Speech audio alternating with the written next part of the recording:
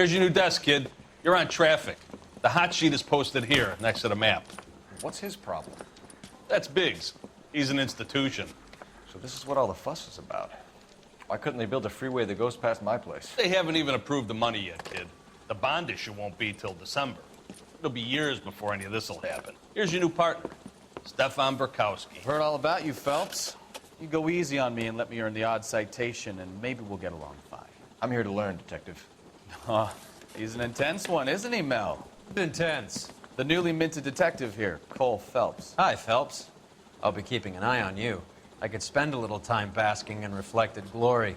Make a change from busting hookers and dope fiends. Who was that, Commander? Roy Earl, chief detective and advice. Did they all dress like movie stars?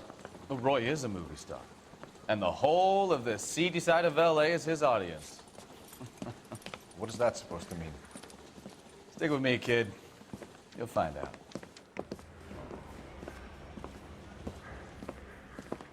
And now some housekeeping. Warm Central Division welcome for Detective Cole Phelps. Some of you guys may know Phelps. He's the cop who broke the jewelry store murder. Stand up and take a bow, Phelps. If it's all right with you, That's sir. an order, Phelps. Shh, quiet, everybody. Phelps is one of only 2 serving LAPD officers who received the Silver Star during the war. Really gave it those lousy Japanese, eh, Phelps? I did my best, Captain. Why are you war heroes always so modest? I've partnered Phelps with everybody's favorite Pole, Stefan Burkowski. Hope you like work, kid. Bukowski sure as hell doesn't. Well, that's why we have partners, right? Okay, can it, guys. Stick with Bukowski. He's a good cop. He knows traffic inside and out. I'm gonna start you out with 1 case. You do okay, I'll give you a couple more. You screw up, you'll be rousting vagrants and running license plates. Now get down to the PE Freight Depot, 6th and Alameda. A patrolman called in a suspicious vehicle, signs of foul play. See what you can find out. Come on, Phelps. Yeah, I'm thinking of moving up to a 45. I want to put him down a 1 round. He was in the bathtub, and they'd taken one of his fingers. It's been a year. They really What are pushed waiting you through for? quick, didn't they? 6 years on patrol before I got this desk. You were here in 5 minutes. What do you want me to say? I didn't ask for any favors. I was married by a Harry judge. says he'll sing. Should have Only asked if for I a jury. guarantee he walks. You look at this clown. That's the cop from the newspaper. You know this place? Sure. Near the old gasworks and signal depot in the warehouse district. I'll direct. All units of 459 just occurred at 6th and 7th. So, tell me a little about yourself, Phelps. Identified. Are we friends now, Burkowski? We have to work together. Don't be so touchy. Grew up in San Francisco. My father was in shipping. Went to college at Stanford. Did 2 years ROTC before Marine OCS at Camp Elliott. Shipped out in early '45 as a first lieutenant. Fought in the Okinawa campaign. I was wounded. Shipped back home. A year on the beat. Now I'm here. So you won the Silver Star. I don't want to talk about it. Now let me get this straight.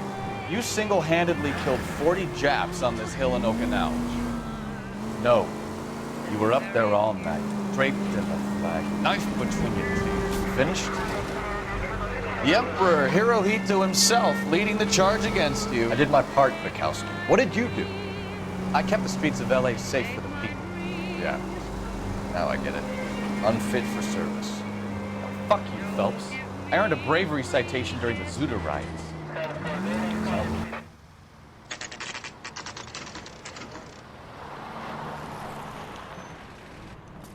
That you, Bukowski?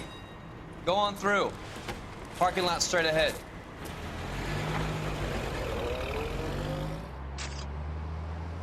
I need to get back to work, officer. The detectives are here now. You repeat to them what you told me. I did the right thing by calling this in. I'm just a working stiff. Just give them your story and you'll be all right.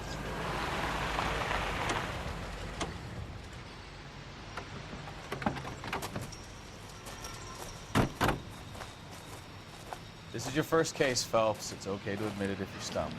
you don't know what to do next, just come talk to me and we'll see what we can figure out. Thanks, Stefan. You're okay.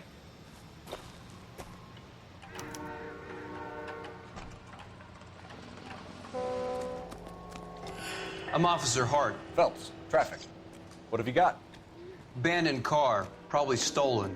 The solid citizen is Nate Wilkie. He called it in. What gives with the coroner? There's blood all over the interior. Someone's copped a full Broderick, but no stiff as yet. We have an owner for the car? The car is registered to an Adrian Black, just north of Bunker Hill. All right, we'll take a look around. I'll keep Mr. Wilkie talking, but don't make him wait too long. He's the restless type. Nice day for it. How long you gonna keep me here, sir? I better get back to work, sir.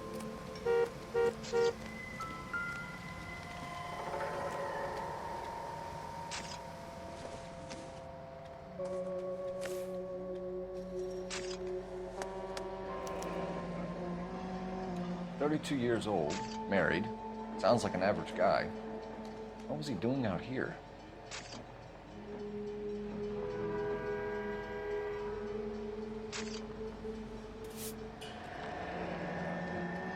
Happier times, I guess.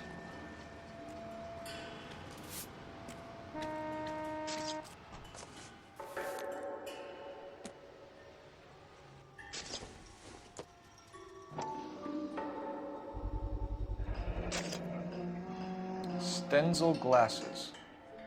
Home repaired by the look of it.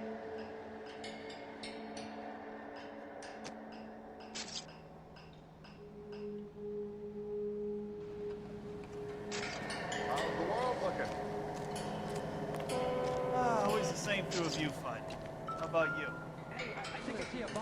I've got a mystery sample waiting at the lab. Practical Joker say it's contaminated silver. Brand name might give us something to go on. Big lump of shit.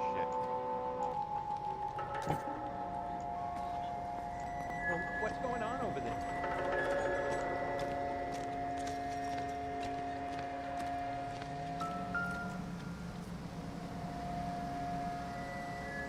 Victim looks to have lost a lot of blood.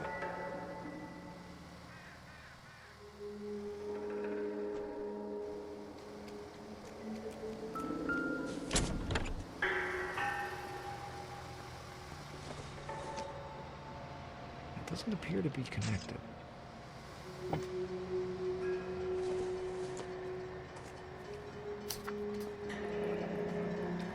Mr. F. Morgan picked up a live pig yesterday?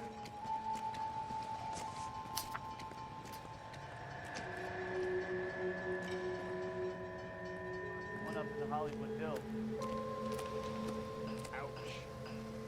Sir, I'm Detective Phelps. Name's Nate Wilkie. You found the vehicle? Sure. Saw it just sitting there.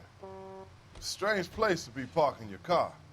Figured I'd better take a look. And then I saw all the blood. So I called the police. Mind if I ask what you were doing out here? Well, I work for the railway. I was on my way out to the switch and reckoned I'd take a shortcut.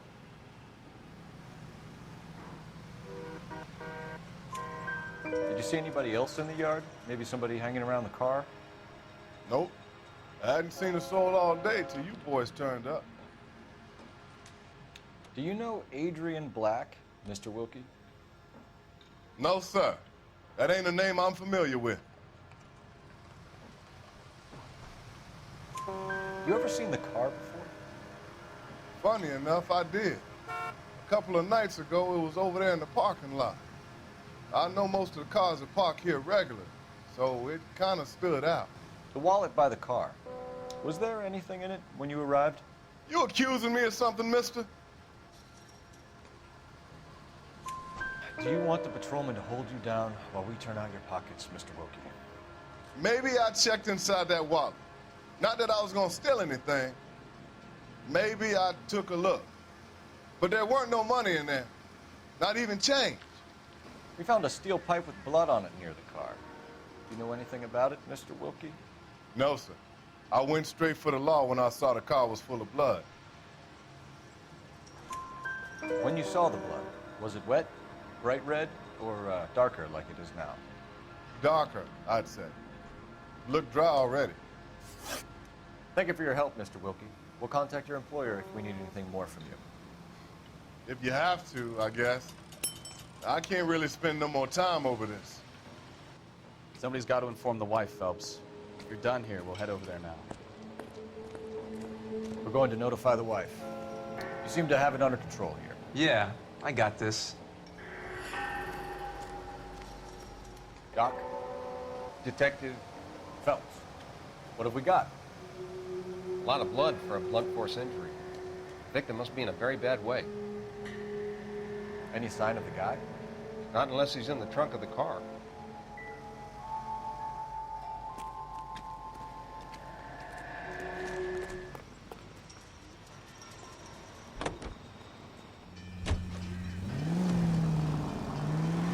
.620 Bunker Hill Avenue. You know where that is? Behind Bunker Hill, a couple blocks north of Central Station. So, what do we tell the wife? Play it by the book. There's no stiff yet, so let's see how it plays out.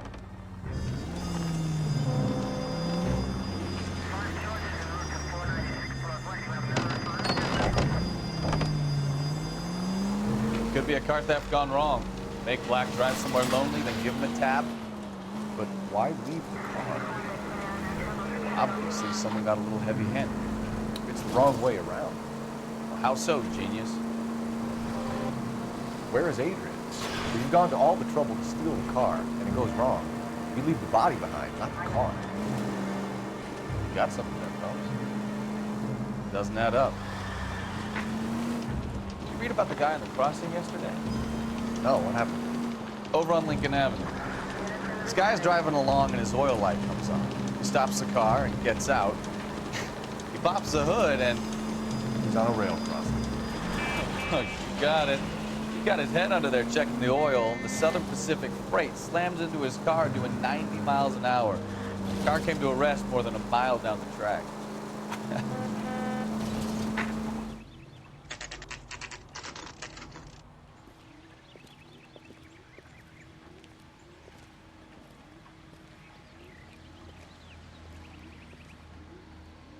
Let's go introduce ourselves. You talk to her, Phelps. I'm no good at this shoulder to cry on stuff.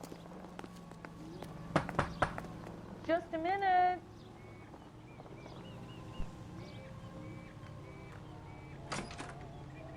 LAPD, Mrs. Black. May we come in? We have some bad news, and we'd rather discuss this in private. I'm Margaret Black. We can discuss this in the living room. Please come in.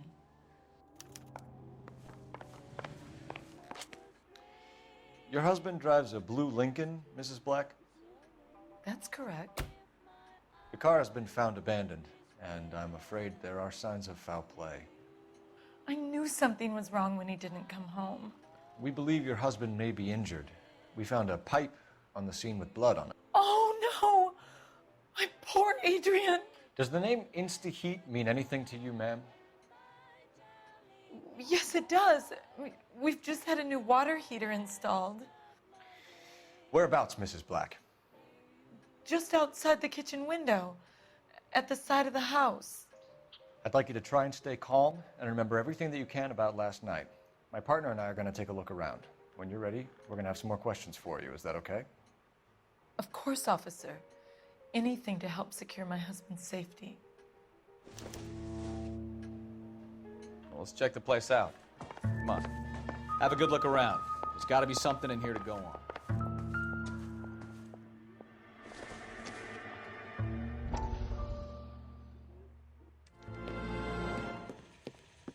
Lie down, make yourself comfortable. So, you're a friend of Courtney's? Yes, Doctor. He seems very concerned about you. I have these visions, these blinding visions. I can't get them out of my head. My skull, it feels like it's in a I'm vice. going to give you something to calm your nerves.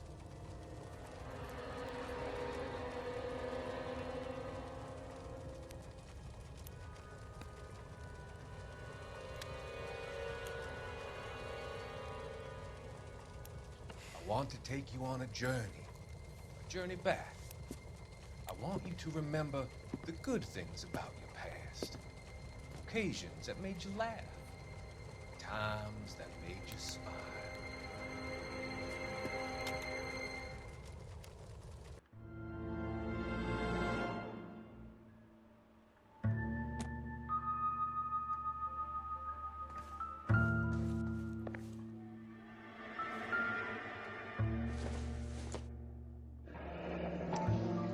Kavanaugh's. So who brought this home?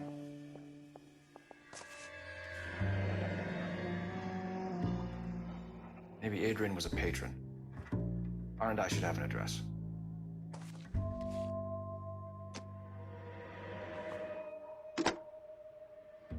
Operator, message for KGPL. Putting you through now. Phelps, badge 1247. How can I help, Detective? I need an address on a Kavanaugh's bar. Certainly, Detective. One moment. Kavanaugh's Bar, corner of Aliso and Hewitt, south side of Union Station. Thank you.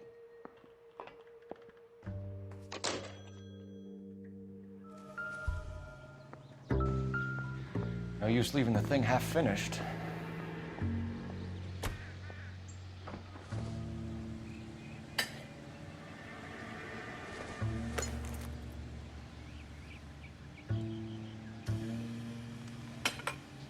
Can't be right.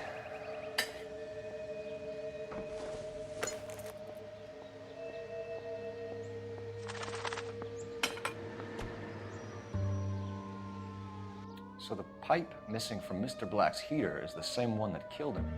Huh. Seems like the assailant is a little closer to home.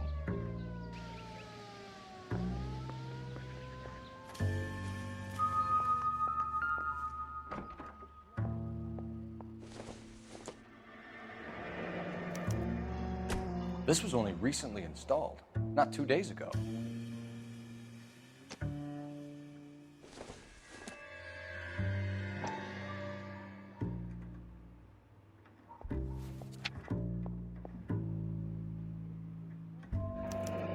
I wonder if someone in the house bought this unit, knowing how they would use the parts.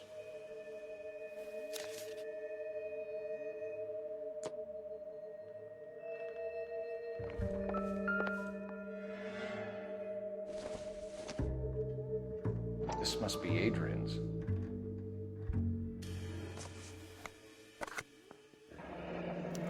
Stenzel, so the glasses are a match.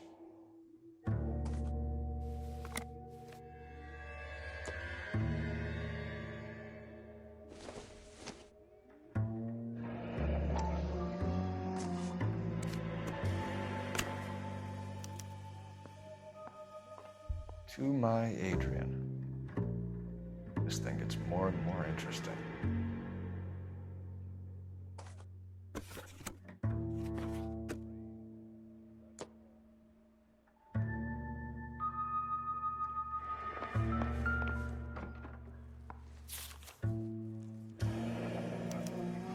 A used ticket to Seattle and a suitcase gone missing. Someone couldn't wait to get out of this house.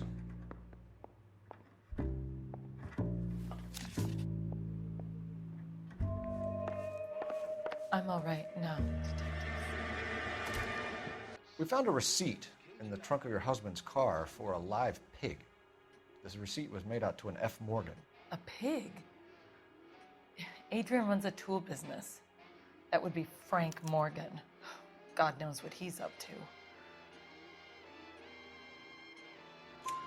What makes you say that about Morgan, ma'am? He's the foreman at my husband's plant.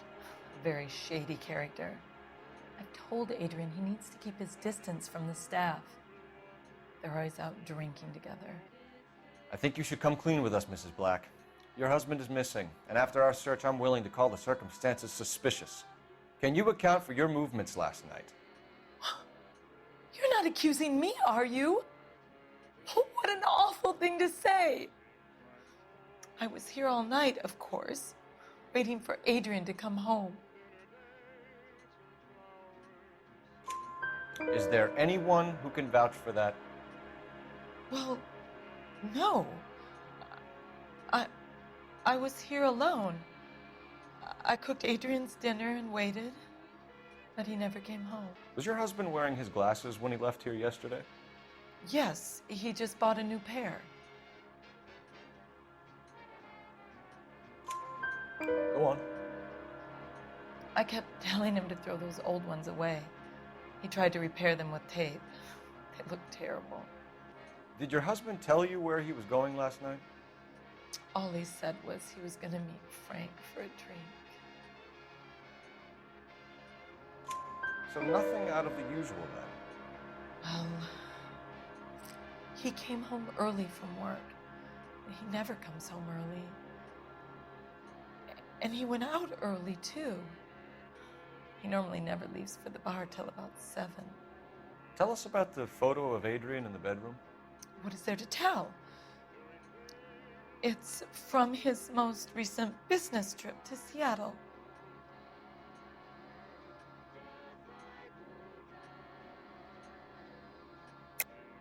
There's plenty to tell. You just won't tell it. You're lying about the photograph, Mrs. Black. You're incredibly rude and insensitive. But I guess you know that. I've told you what I know about the picture. What about Nicole, Mrs. Black? Was your husband going to leave you for her? I've seen the photo frame. He thinks I'm stupid. But women sense these things. I don't know if he intended to leave me or if it was just a fling. God only knows. I only want to know that he's safe. Your husband frequents Kavanaugh's bar? How did you know that? Adrian practically lives there after work. So Adrian spends a lot of time there? Up until recently, he's been away in Seattle a lot on business. We'll keep you informed, Mrs. Black. Please do, Detective.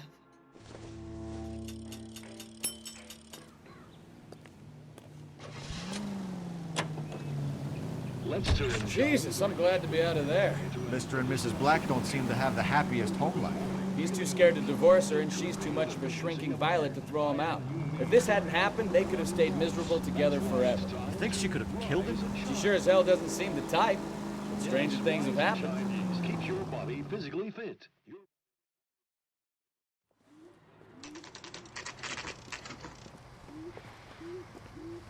You wake up in the morning. Hey, I know you. No, you don't. Would you recommend the special? We were at school together.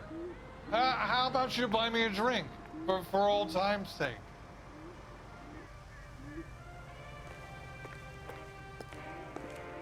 Something funny about the clam chowder. You looking for someone? Food wasn't great. You know Frank Morgan? You're real nice. Sure. Frank's a regular. He's a loner in the back. Boy, that steak has seen better days. Frank Morgan? Who's asking? Cole Phelps, LAPD. I understand you're a friend of Adrian Black. Yeah, I know. Are you aware that he's missing?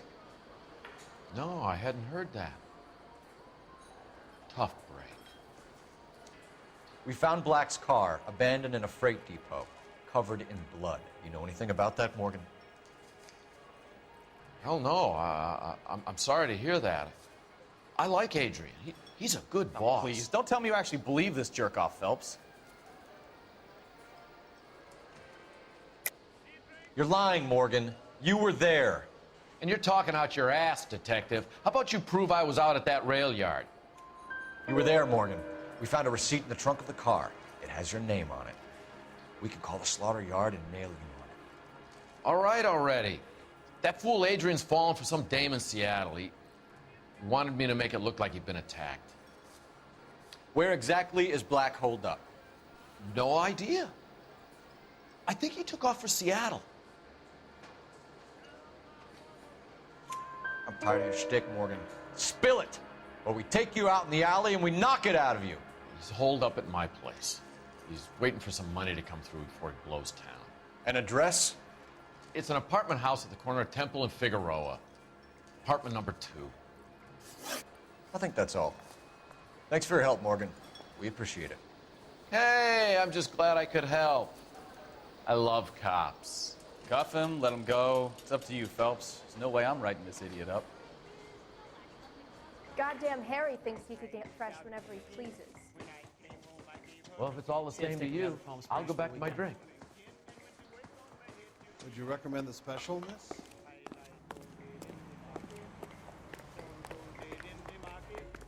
Something funny about the clam chowder.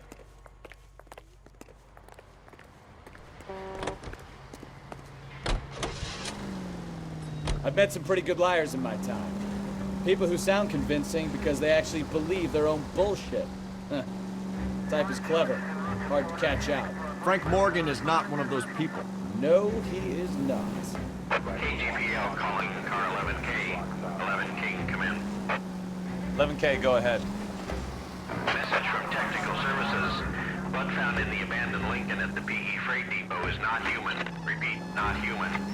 Compositional analysis reveals swine as the most likely match. Roger, KGPL. Time to reel this guy in, Phelps.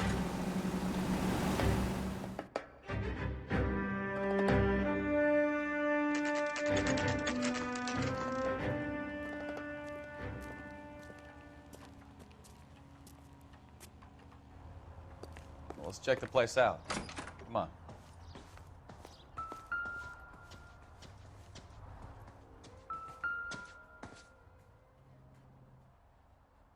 Apartment 2.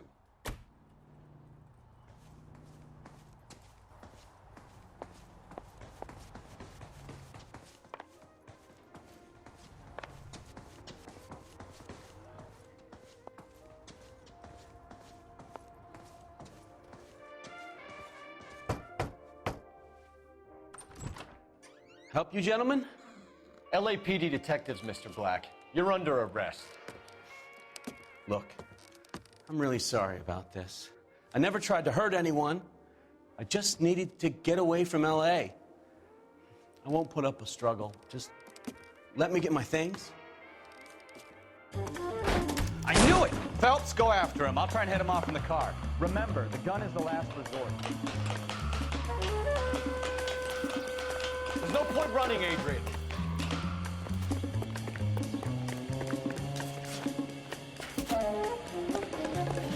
Mr. Black, get back here right now.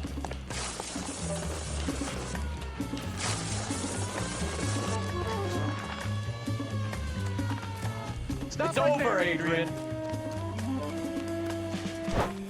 Why not just come clean with her, Black? Why the melodrama? I thought it would be easier. No, it just got a whole lot harder.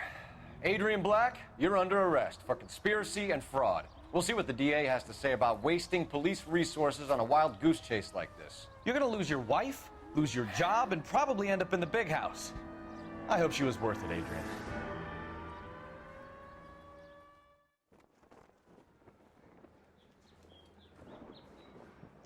That turned out to be quite some case, huh? Adrian, what an idiot. You got an arrest and a clearance in your first case, and in fine style, too. Well done, detective. Efficient investigation technique, good public presence. You keep that up and you learn from Bukowski here, you could go a long way in this department.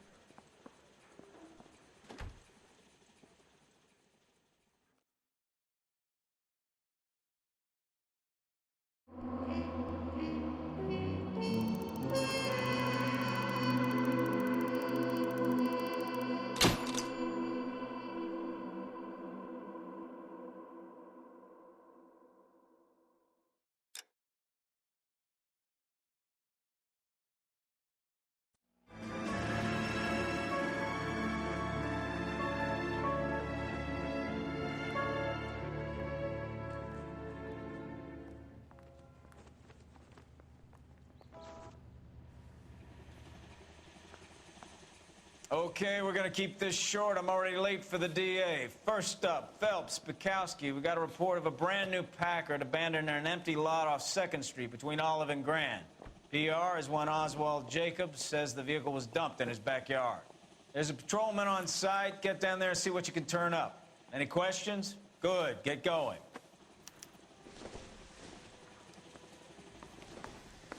Better go earn our pathetic wages. Rimsky, O'Halloran. Intelligence has information on a stolen car racket. An abandoned vehicle. Strips off me at the grand Catch all the jury. good ones, huh? Cases thrown out now. Sounds like there's more to it than that. Nobody dumps a shiny new Packard unless they borrowed it without asking. You don't say. You're on fire today, Einstein. Very funny.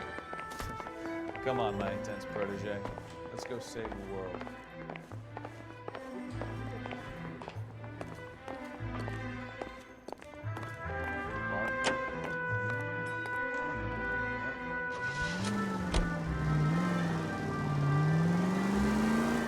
You hear about Adrian? Broad in Seattle threw him out. Wife says she's gonna take it back. Women generally show more compassion. What are you talking about? Adrian dumped on her. He was humping the secretary. Margaret should show some pride. Pride comes before a fall, Bukowski. I'm talking from experience.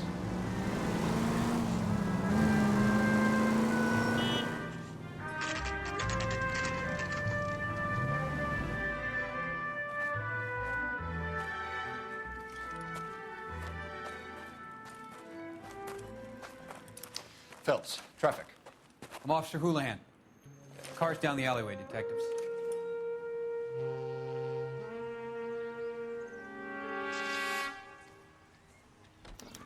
We got a call about an abandoned vehicle? Yes, sir. The car has flags. Might be some kind of diplomatic vehicle. Has anyone touched this vehicle since you arrived? No.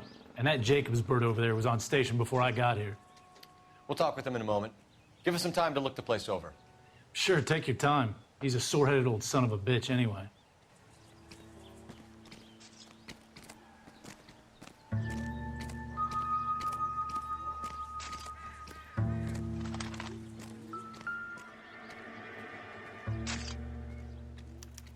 They must have taken the flag as a souvenir. Can't have any street value.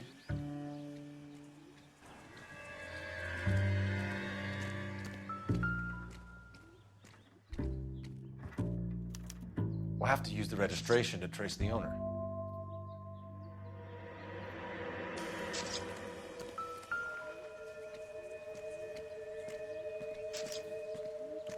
Stealing the wheels is for amateurs. The car ring would have stripped it in a warehouse.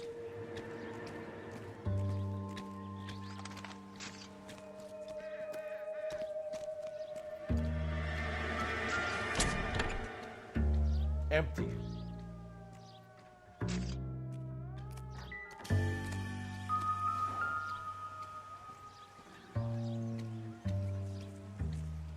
It's owned by the Argentinian embassy.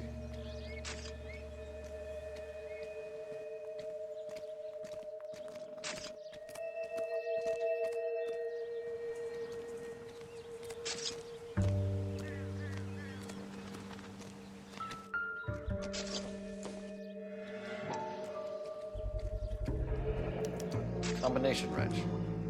Must have used it to remove the wheel lugs.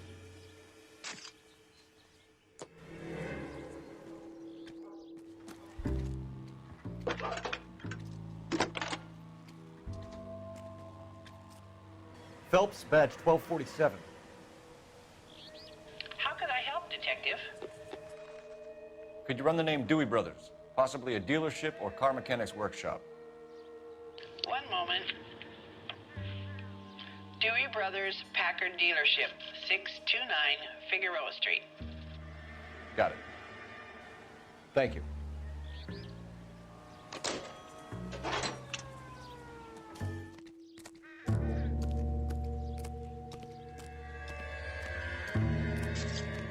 Oswald Jacobs? That's right. What exactly happened here, Mr. Jacobs? Last night, I was looking out of my window. I like to keep an eye on what's going on. I can understand that. You see this empty lot? Damn kids play stickball here. Always breaking my windows, always asking for their ball back. Can we get back to the car, Mr. Jacobs? Don't be impatient, Sonny. Anyways, Last night, I see this brand spanking new Packard up on bricks. Did you see who stole the Packard? Hell yes, I did. I saw 3 goddamn Mexicans going to work on it. Can you tell us what they were doing? Using the headlights of an old Ford so they could strip the thing. I yelled out to them, "I'll call the cops." So they loaded up their car and drove off, tooting and hollering and yelling obscenities at me in Mexican. You speak Spanish, sir? No, I do not. After the Mexicans left, you didn't go anywhere near the car? After I scared them off? No, I didn't go anywhere near that car. You went out to the car. Once they were gone, you had to take a look for yourself. I was curious. Ain't no law against that. So what if I took a look around that car? You can't be accusing me of nothing. Tell me about the car they were driving. It was an old Ford. I didn't catch the license number. You look like the kind of guy who notices details. You're right there. The car was old, but it looked brand new. Candy apple red paint job stands out a mile. What exactly did you see them take? They was working on the tires. That's all that was took. Right. So what did you take, Jacobs? Do you want my partner to pat you down? I found a notebook in the glove compartment. I was going to show you. It's on the chair on my porch. Thank you for your help, Mr. Jacobs. You can speak to Officer Thibault about signing a formal statement. When you get the car out of the way, if you could come back and do something about those kids. How about we bring you an umpire's mask?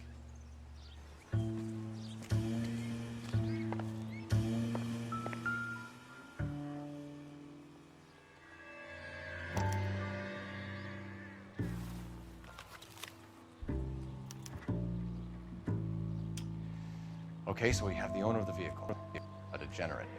I'll run John Madsen by R&I.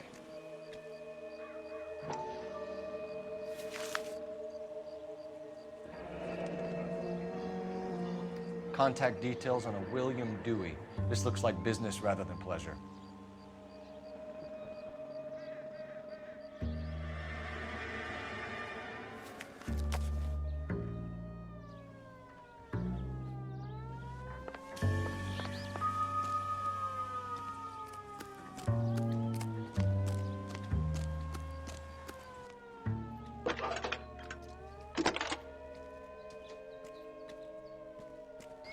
Phelps, 1247.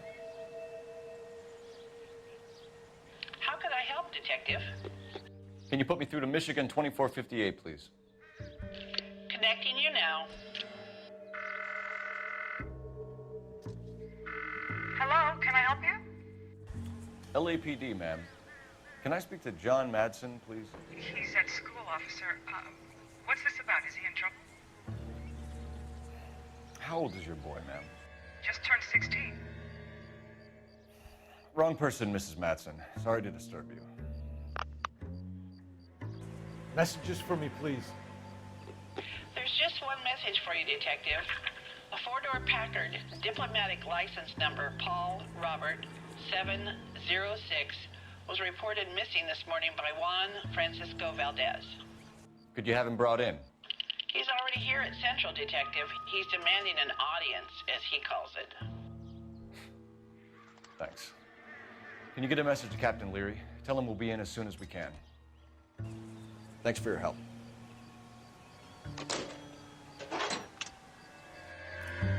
Can you cordon off this lot until we have the vehicle impounded? Yes, sir, Detective. We'll follow up on the owner. Get a statement from Jacobs, and I'll read your report back at the station.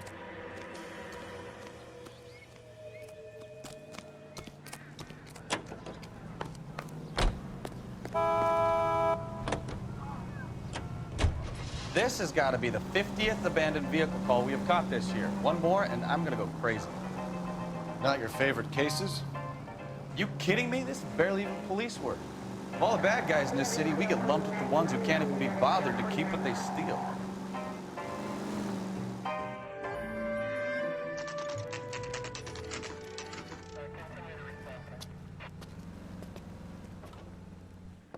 a Juan Francisco Valdez in for questioning? Sure do, Phelps. Your bird's an interview, too. And get this, he's wearing gloves and doing his best not to touch anything. Can you beat that? Sounds like we don't want to keep this guy waiting. It's this way. You think the vice boys get any on this? I never fired my gun. About time. Are you the senior officer I requested? I'm Detective Phelps, and this is Detective Bukowski. Have you any idea how long I've been waiting to speak with you? I am needed back at the consulate, and you keep me here like a common criminal. All right, friend. Let's take a deep breath and start all over again. Mr. Valdez. Consul General. I insist on my full title. Where did you purchase the car? My secretary and driver arranged the purchase. A disreputable place, Dewey Brothers by name. As soon as I can have it arranged, I will have my Hispano Suiza brought up from Buenos Aires. Bought a Packard, Valdez? A snob like you doesn't drive an American car. I want answers or I'll smack you around the teeth. William Dewey offered me a substantial bribe to make a purchase at his establishment. It is not unusual to make this kind of transaction in the civil service. Tell that to the Argentine taxpayers. Consul General, we have located your car. Can you tell us how it was stolen? It must have been stolen from the consular garage. Terribly inconvenient, of course. I want the perpetrator soundly flogged. Unfortunately, we don't do that here, Your Worship. You have a pretty good idea who stole the car, don't you, Consul General? Are you going to tell me, or do I shake it out of you? There's no call for violence. I suspect a disgruntled boy from the car dealership. You have a name for this kid? Gabriel, like the archangel. I have no surname. So tell us about this kid, Gabriel. You had a run-in with him? Mecánico. A presumptuous young man who did not know his place. He presumed to ask me questions. We do a lot of presuming here in the United States, Consul General. It comes with the turf. You fuck young boys, Valdez. Are you a madman? This will cause an international incident. Danny, Ben, Miguel, Tristan, and Teddy. Full lips. Ring any bells? I'm sure we can come to some arrangement. Gabriel, spill it. A beautiful but impertinent boy. I mentioned rendezvous and the young man went quite insane. I thought he was going to kill me. I was prepared to pay. We'll be in touch, Consul General. If olive oil comes from olives, where does baby oil come from? Finished with Valdez. Thank God. I'll get rid of him in a couple of hours. I want to make homicide. You know you make it. What the hell is the LAPD up to these days? Those vice boys get in on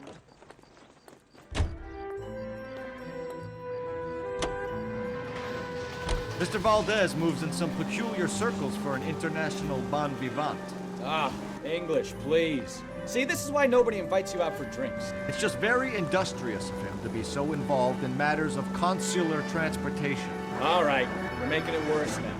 I think what you're trying to say is that lover boy in there is as full of crap as a Christmas goose. That as well.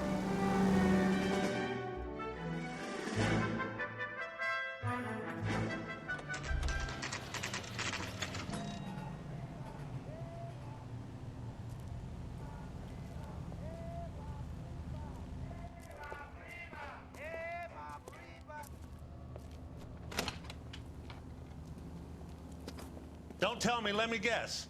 You were making your way past the lot, caught sight of the new model four-door, and couldn't help yourself. You could see yourself in that car and just had to take a closer look.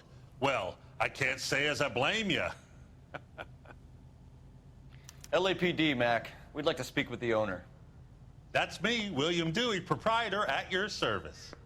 We're investigating the theft of a Packard belonging to the Argentine embassy. Are you missing a combination wrench? I don't know, Detective, but I know how we can find out. Follow me.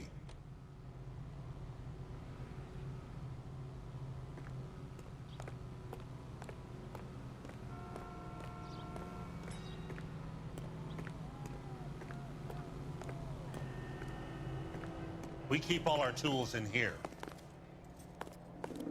Mind if we look around? Be my guest. You sure you guys aren't interested in a new car? Huh? Maybe a used car. I have some nice used cars for guys in your wage bracket.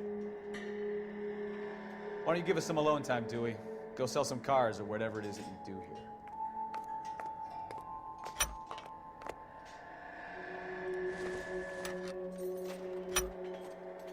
Gabriel Delgado is missing a 3/4.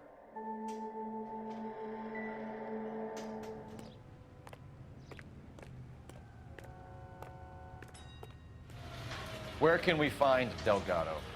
I don't know. Sure as hell isn't here.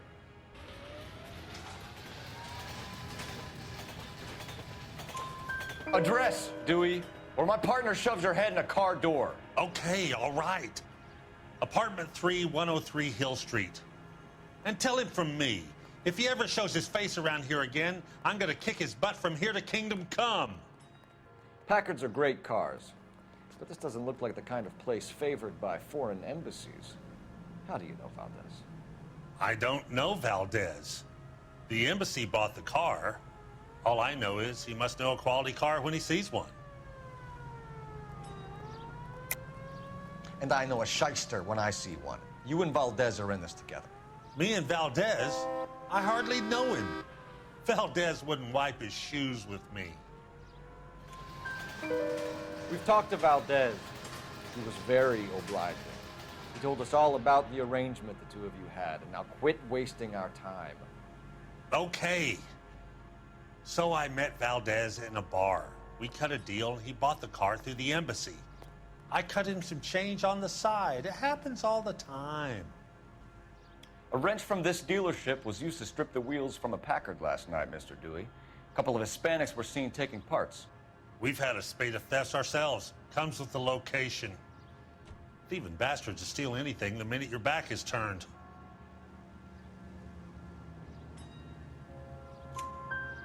What are you hiding, Dewey? Spill it. You don't want the LAPD getting too interested in this place. So I hire a few illegals. It's cheaper than hiring returning GIs. They have less attitude. Downside is, they're a little light-fingered. Thank you for your help, Mr. Dewey. No problem. God damn that kid. I'm just an honest car salesman. Seems like you just don't know who you can trust these days. Going to movies, Dewey. You're missing your calling. Time to visit Gabriel Delgado. See how good his excuse is.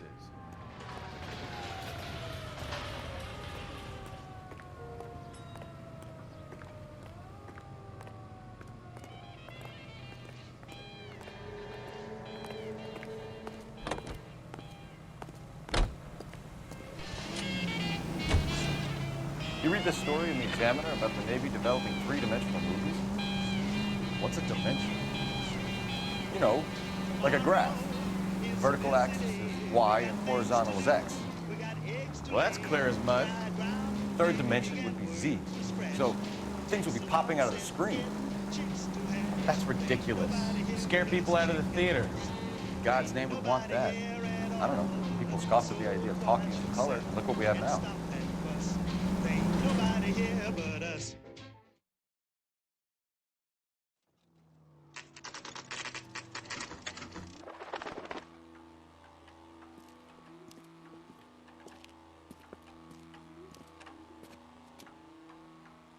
Okay, let's see what Gabriel has to say for himself.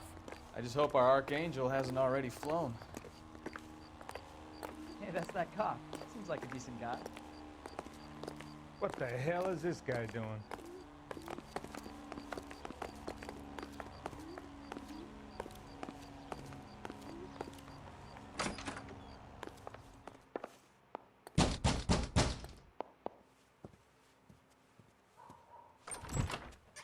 Yet. LAPD, ma'am. We're looking for Gabriel Delgado. Gabriel? We're from the police. Policia, you understand? Yes, I understand. Could you come inside? What is your name? Ana Rodriguez. Is Gabriel Delgado here, Ms. Rodriguez? No. What do you want with Gabriel? Is he in trouble? Stay where you are, Miss Rodriguez. We need to take a look around. But he is not here. I have told you. Check out the surrounds. I'll stay with the broad. So how far along are you, Anna? Nearly 20 weeks.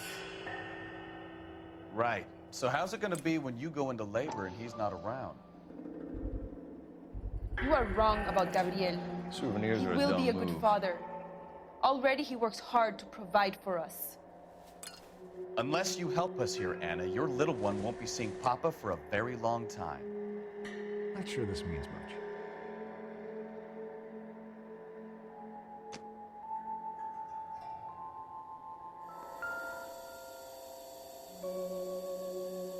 Serving breakfast for two, Anna? You should have cleared up.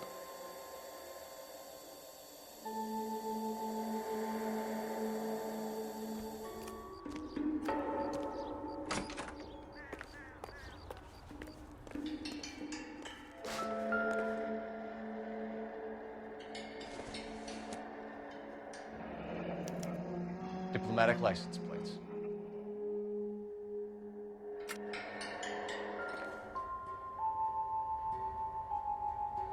Looks like Valdez gets his wheel back.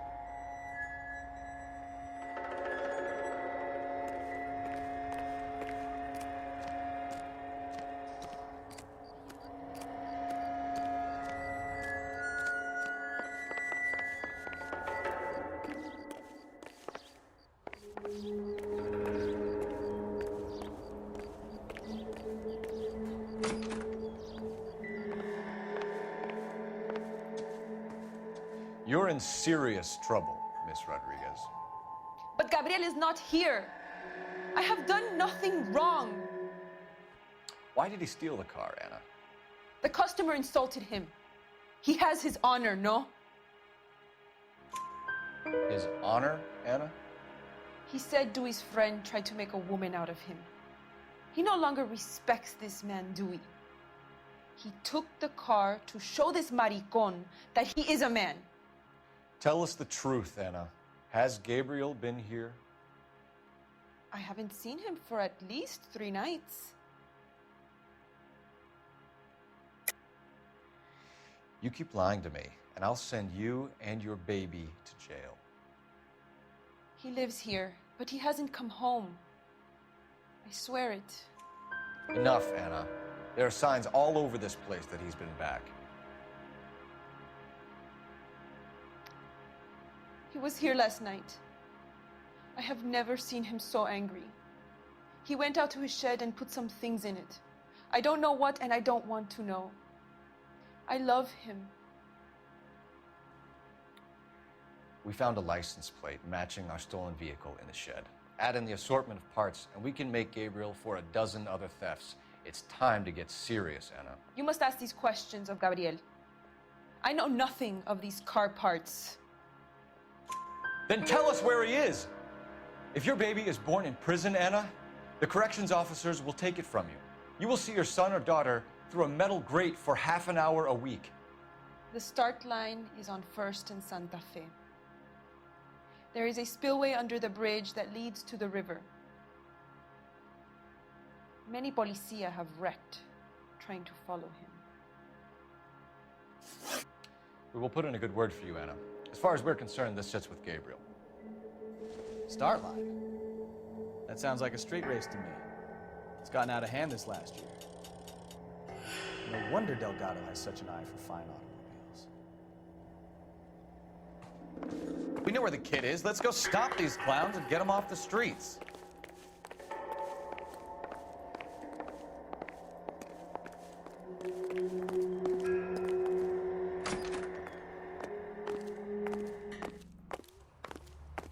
Hey, that's that cop. Seems like a decent guy.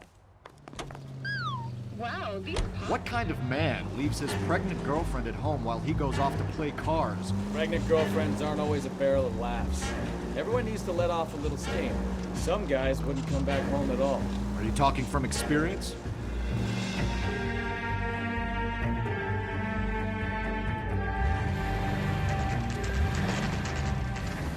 There's the red Ford. That's Delgado right there.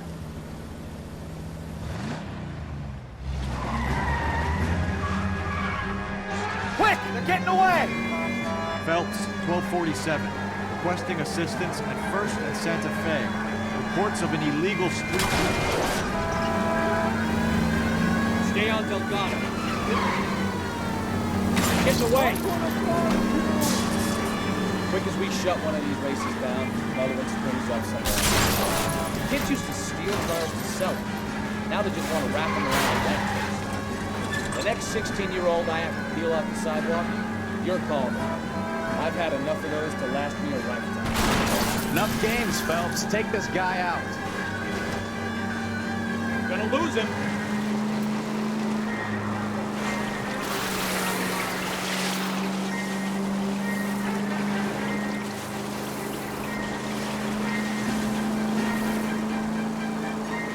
Lay into his wheel arches. Come on.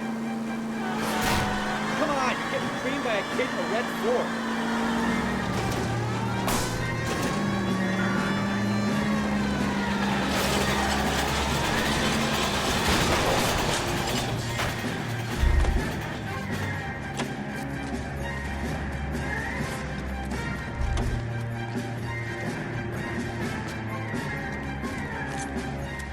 Delgado, you're under arrest for grand theft auto. Fuck you, puto. You should speak to the maricon. Valdez, I showed him. Now who's the man? I should have burned his fucking car.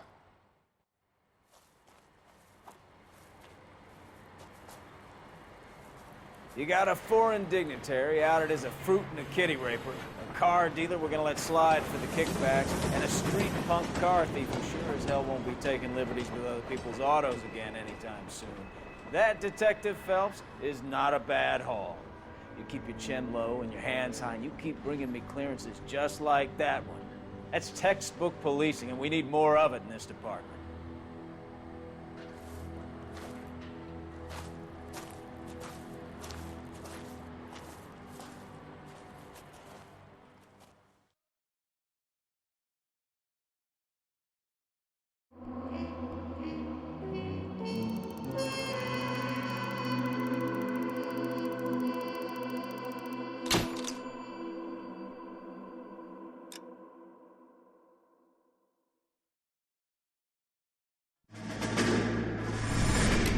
You have any plans for weekend Liberty, Jack? My sisters have been working in Los Angeles in a bomber factory. They're coming down to visit.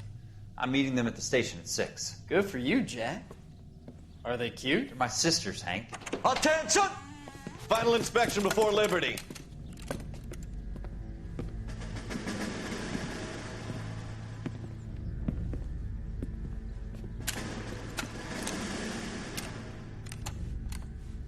Good job, Kelso.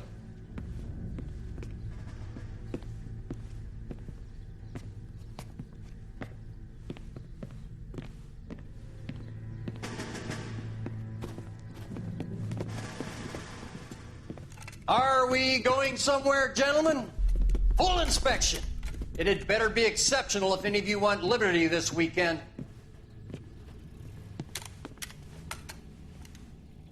Kelso, this carbine.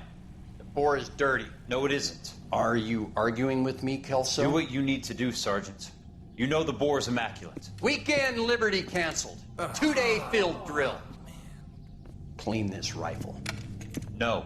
Do you know the penalty for insubordination, Kelso? Jack, don't do it. Forget him, Hank. He doesn't have what it takes. Are you two finished?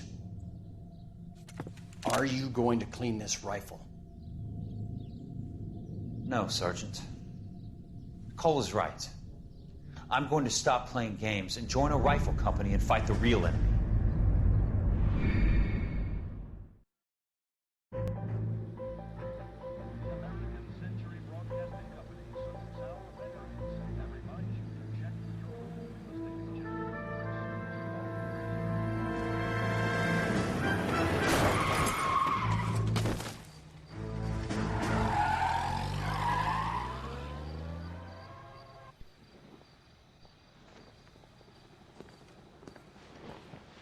All right, gentlemen, I just got this handed to me. A hit-and-run felony at Ray's Cafe, 208 North Los Angeles. Got a patrolman on site. The coroner's on his way. Get down there, see if you can find any witnesses who can put a make on the car. I say we bust in there and find the goddamn evidence.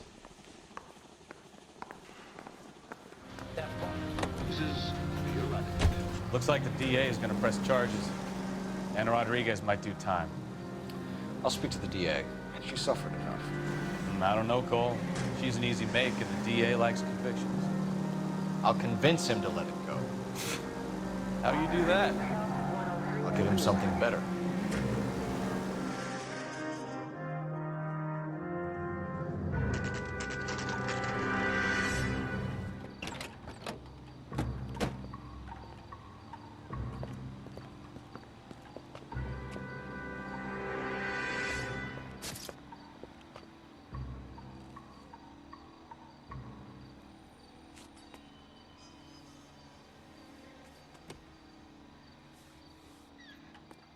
Detectives, over here. Cole Phelps, traffic. What have we got? Vic is a white male named Lester Patterson. Walked out of the bar and into the street. Car hit over there, and he ended up here. Dead on impact by the look of it. Have you canvassed the area? The only one with anything useful to contribute is the young lady over there. She lives above the bar. Name is Shannon Perry. No, it's not a stage name. 24 years old, she left Kansas to follow the Yellow Brick Road. Is that so? We'll take a formal statement later. Right now, we're going to take a look around. Phelps, you should take a look at the body. Poor guy didn't stand a chance. I landed on his face and ended up here. The car must have struck him from behind.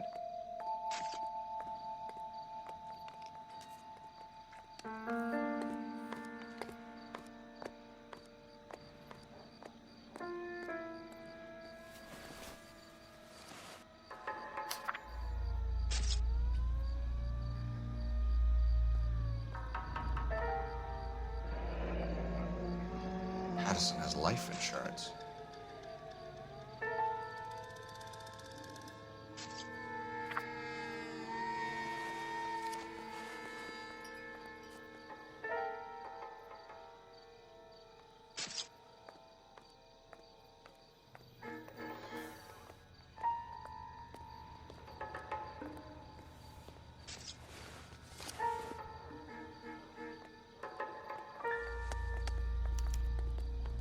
We can notify next of kin.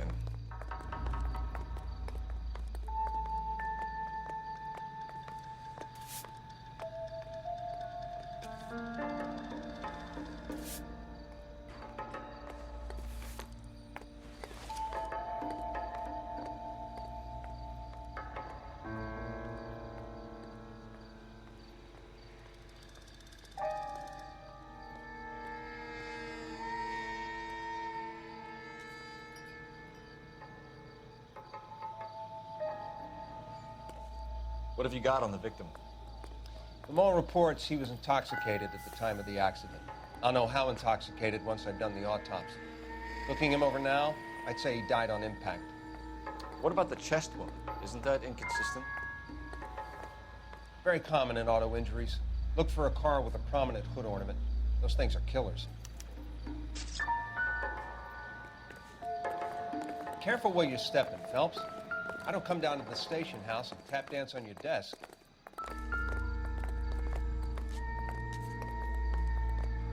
Body traveled a good 20 feet.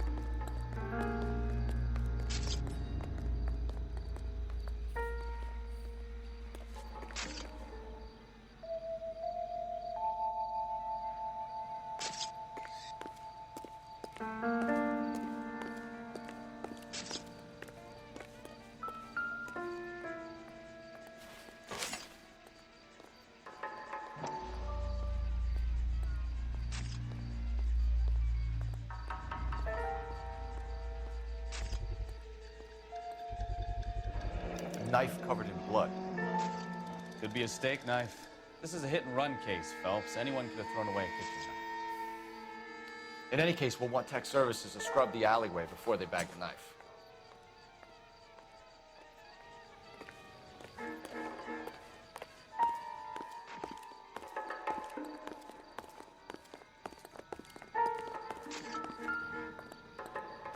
This blood is a long way from the body. The car must have been going like a bat out of hell.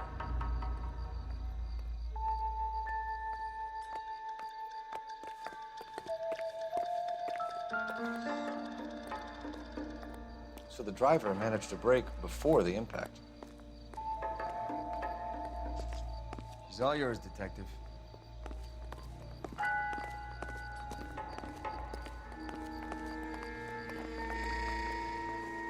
I'll take the bartender.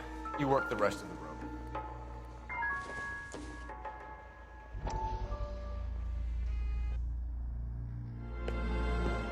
Courtney, come in.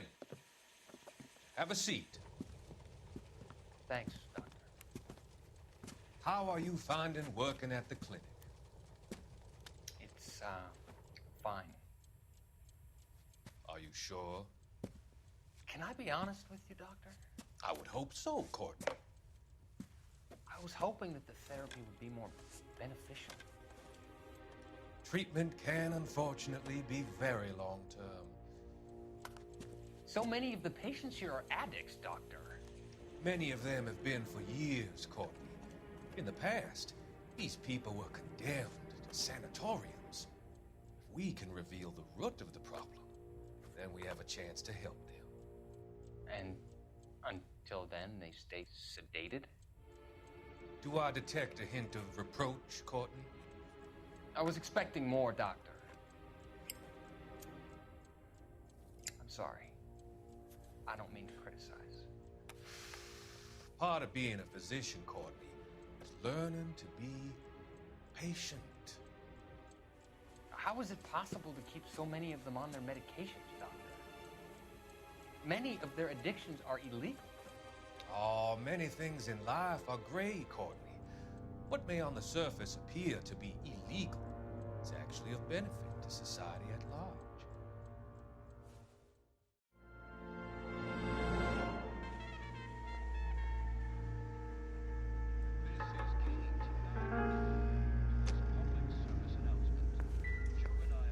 I'm Detective Phelps of the LAPD.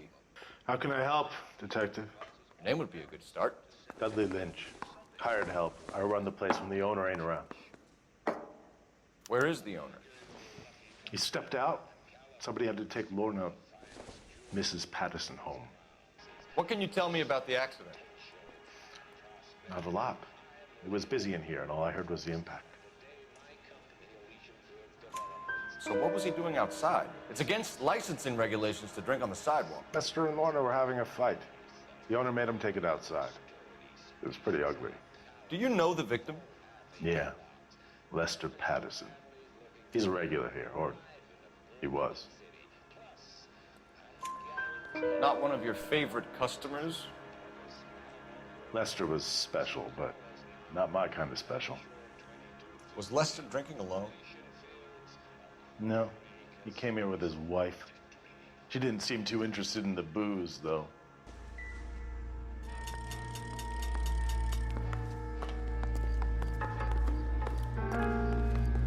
Miss Perry? Yes? I'm Detective Phelps. This is my partner, Detective Bukowski. Can you tell us what happened? Well, I came to the window because I heard people arguing downstairs.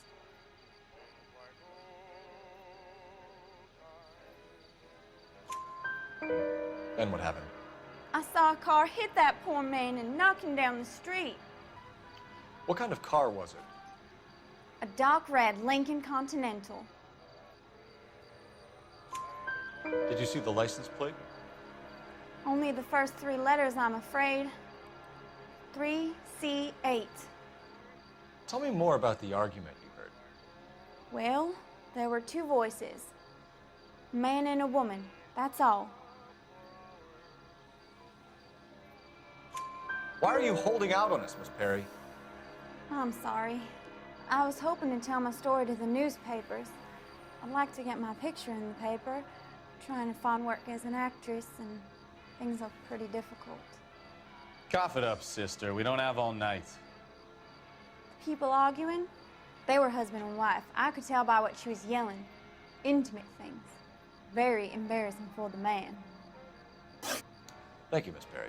Your information has been very helpful. You can go now. You really think so? I hope you find that driver and put him away. You certainly got away with the dames, Phelps. Give it a rest, Bukowski.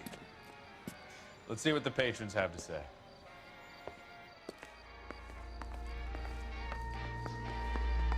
A witness overheard an argument. Lester and Lorna. There's nothing like airing your dirty laundry in public, is there?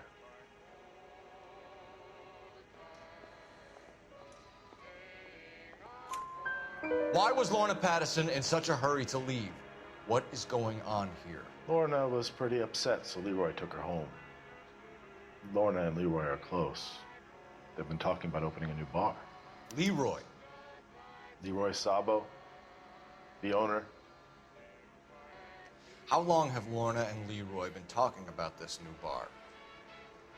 Who knows? I just served the drinks. Bartenders hear all sorts of things. Are you going to tell me, or do we have to start playing rough? When Lester was drinking, he treated Lorna like dirt. He gambled away all their money. Lorna pitched Leroy about the bar. I don't know how interested he is. Is Leroy doing well? Hell no. The only thing keeping this place afloat are the poker games. Thanks for your help, Lynch. I'm going to need you to sign a statement with the patrolman. Sure, no problem. You get anything out of the regulars? They weren't giving too much away. They liked watching Lester and Lorna go a few rounds every other day. And Lester was a fan of the love tap.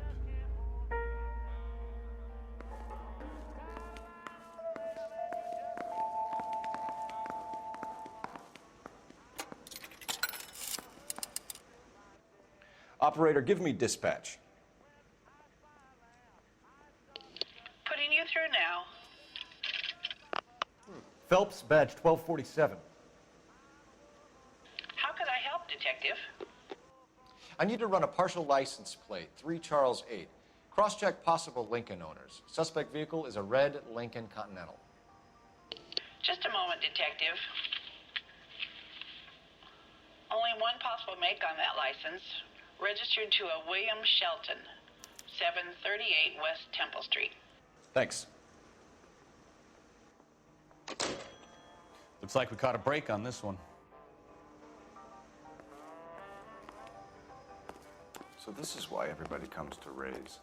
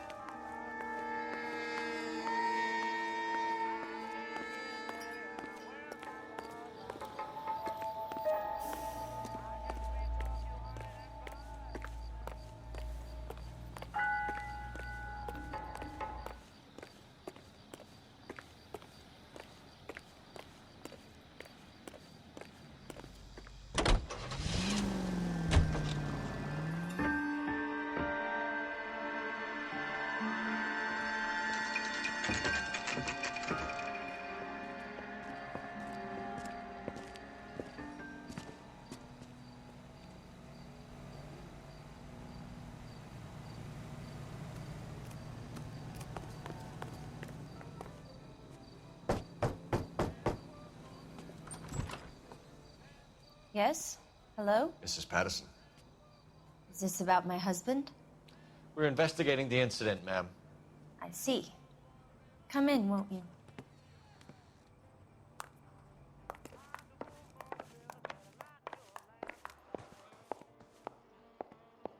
Can you tell me what happened? What's to tell? He got hit by a car and now he's dead.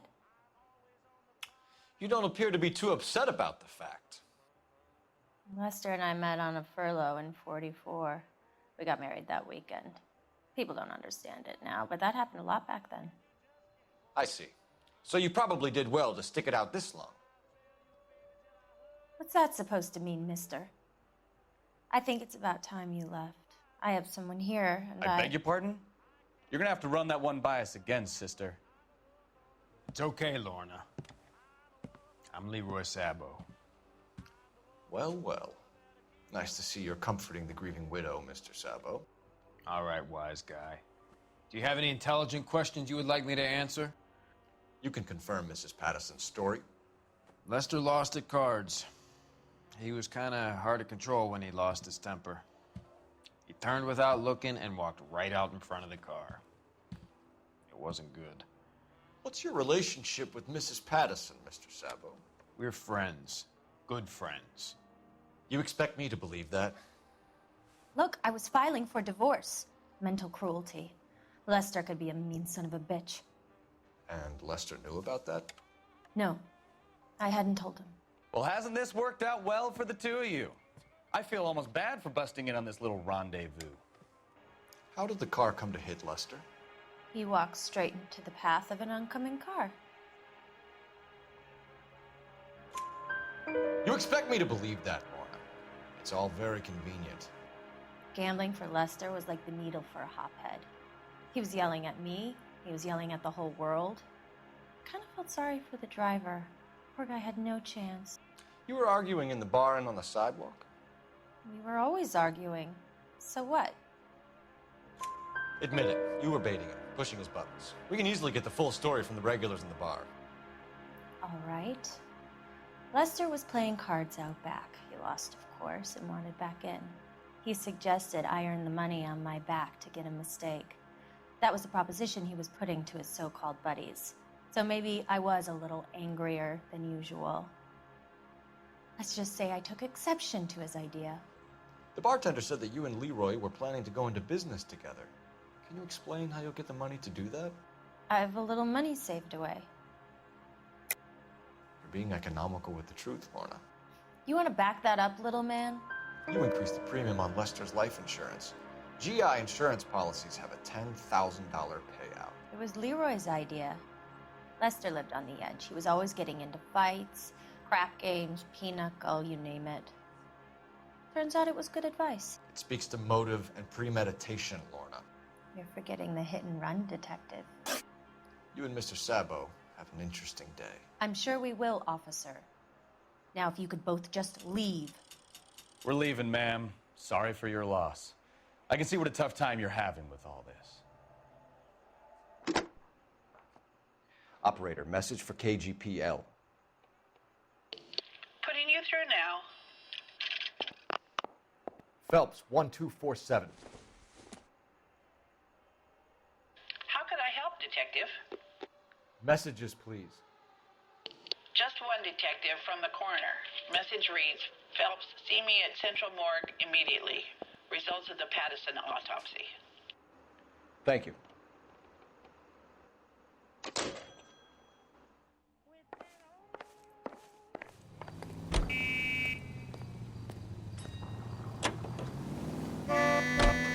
It's a lucky break getting a partial ID. These cases are usually dead in the water after 24 hours if no one comes forward. Why don't they just stop? You heard about fight or flight during the war? Sure. Never back your enemy into a corner. That kind of stuff? Right. Well, in a hit and run, the perp is already in flight. It's easier to keep going. It takes a degree of moral courage to stop and accept responsibility. You're not as dumb as you make yourself out to be, are you, Stefan? I didn't know I was making myself out to be dumb.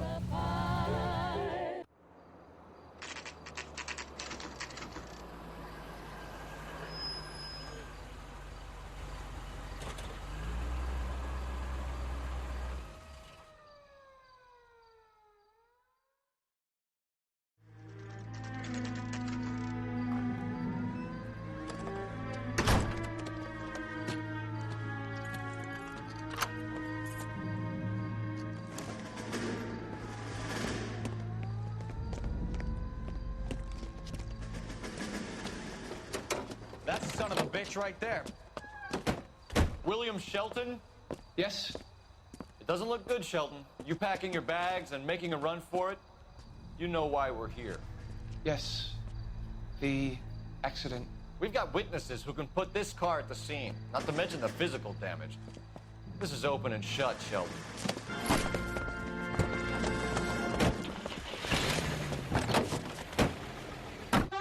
That coward thinks he can run from everything.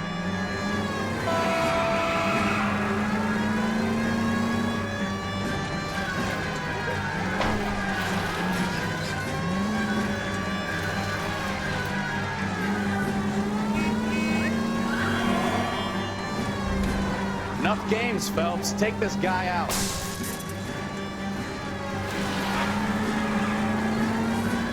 No wonder he killed someone, driving like this.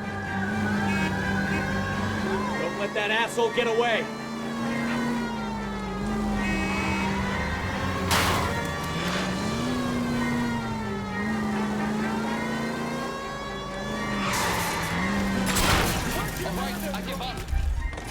That's it. Cuff him and we're done. Show me your hands. How does a vehicular manslaughter rap sound, Shelton? I hit him. I admit it. I just panicked, but it wasn't my fault. What do you mean? The guy jumped right out in front of me. He came out of nowhere. There's nothing I could do about it. Why didn't you stop? I've had accidents before. That's it. We're done here. The DA is gonna love you. They weren't all my fault. I'm a surveyor. I need my license for my job. There were people around. A woman and a man were standing right next to him. I thought they could get him to a hospital. I'm telling you, it's not my fault. The guy is dead, Shelton. You can't be serious. William Shelton, you're coming downtown. We need to talk about a manslaughter charge.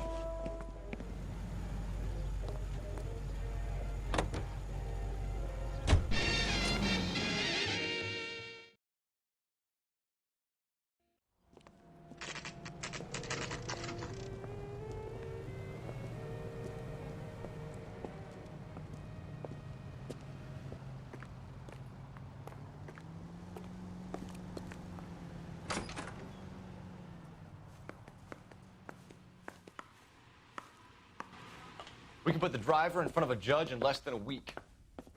You'd be making a big mistake. Run that by me again? The victim was dead before the car hit him. 2 puncture wounds to the right side of the thorax. Second puncture reached his heart. You're kidding me. Been doing this job 23 years, son.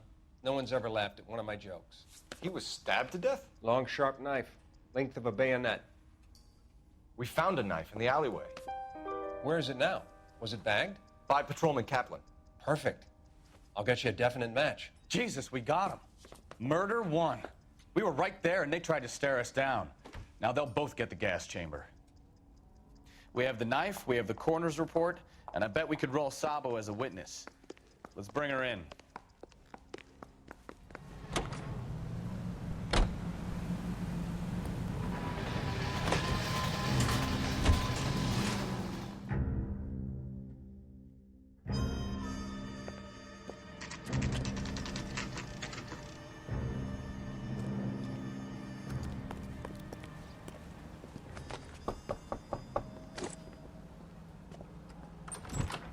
Spoken to the coroner, Mrs. Patterson.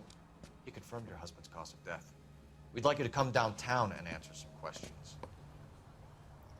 It wasn't me. It was Leroy's idea. Leroy stabbed him. I had nothing to do with it. Where is Leroy now? He's in the bedroom. You're very good, Lorna. Put the gun down, Leroy. If you do something stupid now, you don't stand a chance in front of the grand Nice of you jury. to give me up, sweetheart. All that whispering in my ear, telling me how we had to get rid of him, how good it could be, all the money we could claim, all that planning, how to get him into the street, how to make it look like an accident. For God's sake, you had Leroy, all shut the up! bases covered, baby. I had nothing to do with it. You think I'm gonna fry for you, He's Lorna? a crazy man. Shoot him. Shoot him, for God's sake! It's too late, Sabo.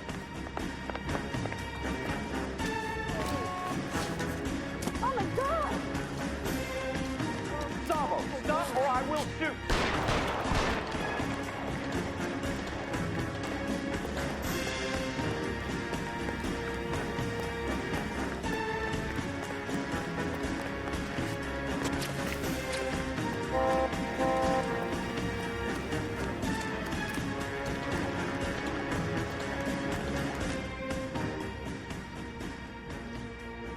Come on, Flatfoot, let's negotiate. How long do you think you can hold out?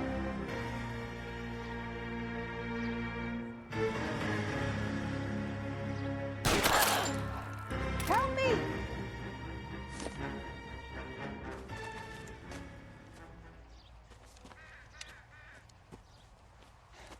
You look spooked, Phelps. I thought you'd been under fire before.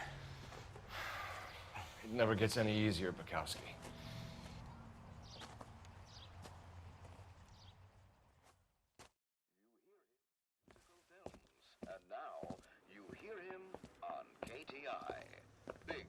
So, I give you a hit and run, you bring me back fraud, conspiracy, and first-degree murder. This is how a good detective operates, Phelps. You take nothing at face value. You keep digging and asking questions until you get to the truth. You got some sharp elbows on you, Detective. I like that. Keep up the good work.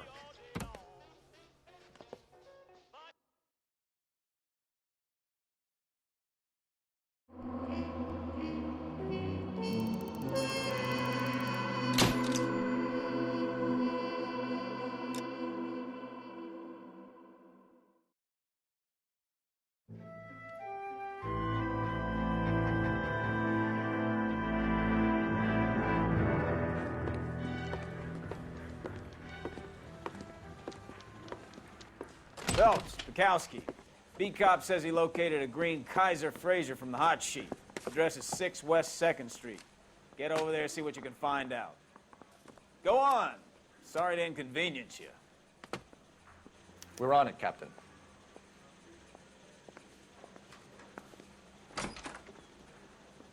I swear the more bent cars we bring in, the longer the hot sheet gets. It pays the rent, though. Keeps Mrs. Phelps in the manner to which she's accustomed. I'm not sure she'd agree with you. Passionate, romantic type like you, Cole?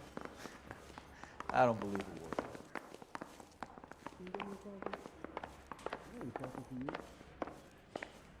Hey, you think those Vice boys get any outside? They're calling her the Dahlia now.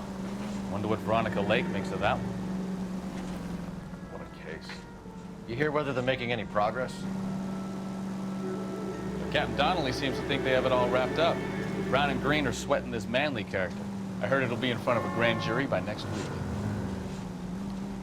Poor thing. Terrible enough being murdered like that without having your death strewn all over the front page.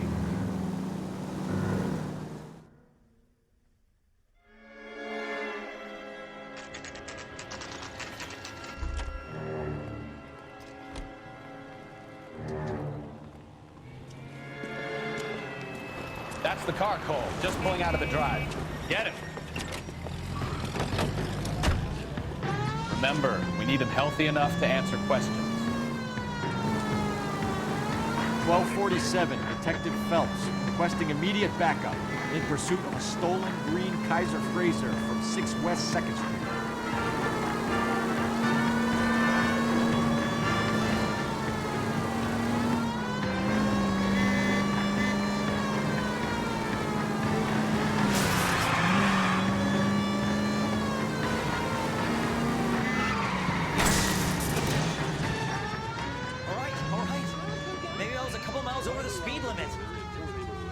Get bracelets on it, Phelps.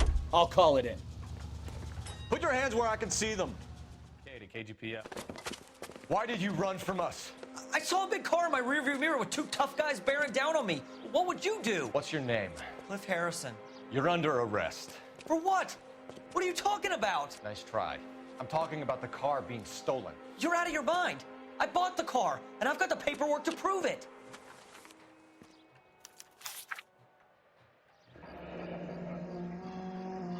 Looks like we'll have some questions for the people at Coombs Automotive.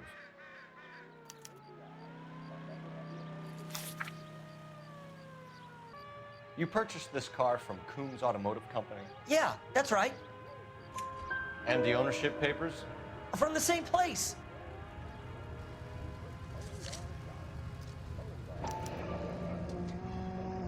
If this is a forgery, it's top-notch.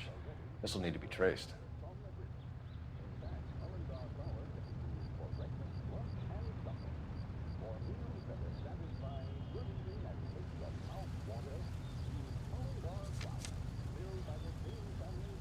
Do you have a criminal record, Mr. Harrison? No, nothing like that. You better give us something, Cliff, or we're gonna make this hard on you. I didn't steal the car. I ran because I've got some wacky backy in the glove compartment. How much, Cliff? 1 reefer. We'll let it slide. You're in enough trouble. Who did you deal with at Coombs Automotive? The owner, Richard Coombs. And he made out the bill of sale personally? Of course he did. He kept a facsimile for his records. Check with him. We're going to get to the bottom of this, Harrison. Until we do, you're going downtown. You gotta be kidding me. I'm getting arrested for buying a goddamn car? If everything is legit, Harrison, you'll be out soon. Until then, if I were you, I'd keep my mouth shut. Bag as possessions as evidence, and have him arraigned for grand theft auto. Right, Detective. Do you know who my father is? We need to get to Coombs Auto and check out Harrison's story.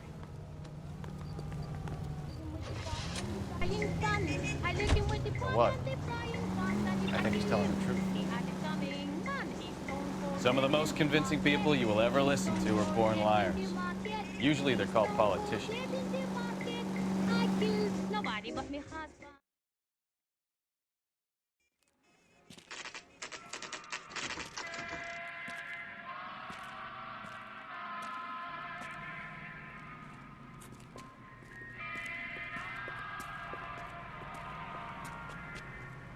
Not another step. I have got a Buick Century sedan that would be absolutely perfect for you. Detective Phelps, LAPD, are you the owner? That's right. Richard Coombs at your service. You looking to trade in a black and white, boys? Mr. Coombs, we're investigating an auto theft.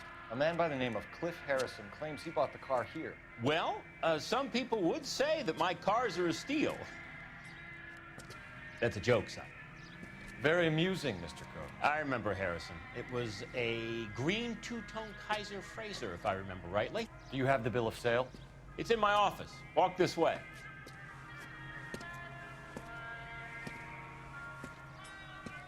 That's a joke too, son.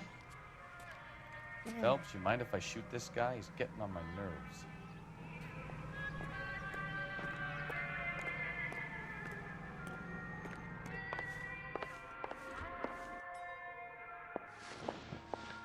Here it is. Got the original pink slip there, too.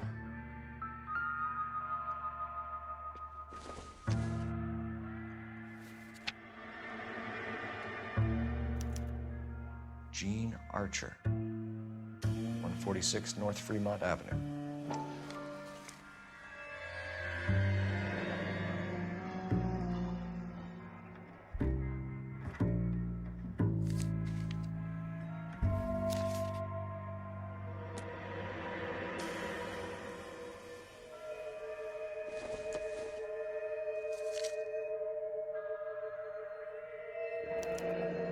Harrison's purchase receipt was legit, at least.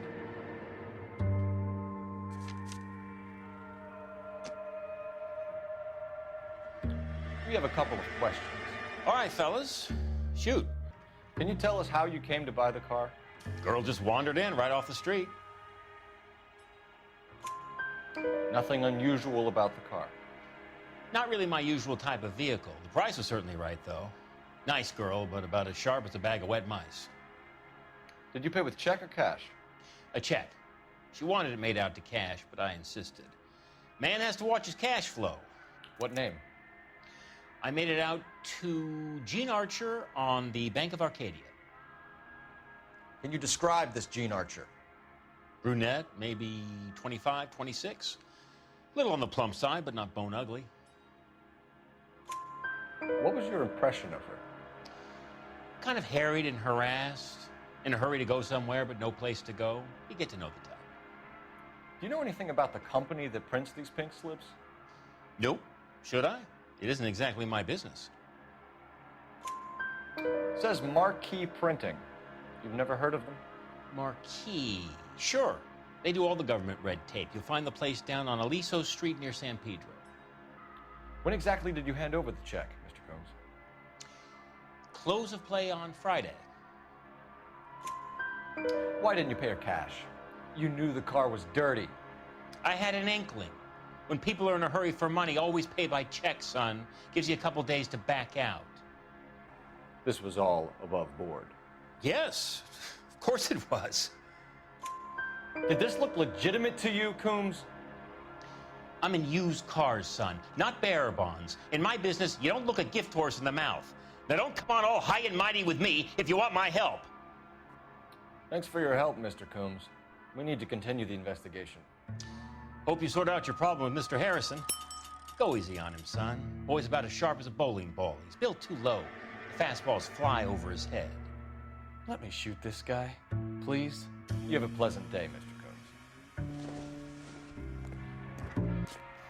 Well, Harrison might be off the hook, but we can still run an APB on Gene Archer. Get on the horn and call it in.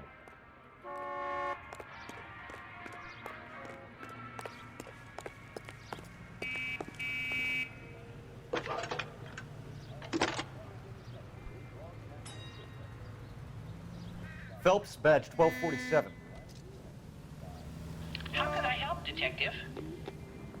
Requesting an APB on Gene Archer, age approximately 25, on suspicion of grand theft auto. I'll relay the information. Messages for me, please. James Velasco is being held at Central Station on suspicion of GTA. Possible link to the Harrison case. They're waiting on you to conduct the interview. Thanks, man.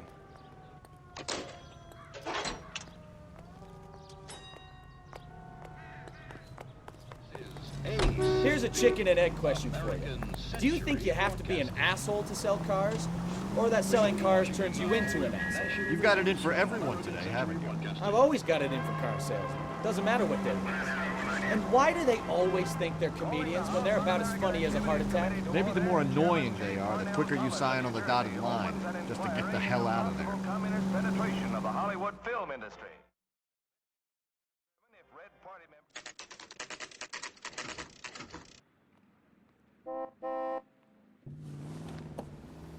Empty. Should have known that Archer broad would have given us a false address.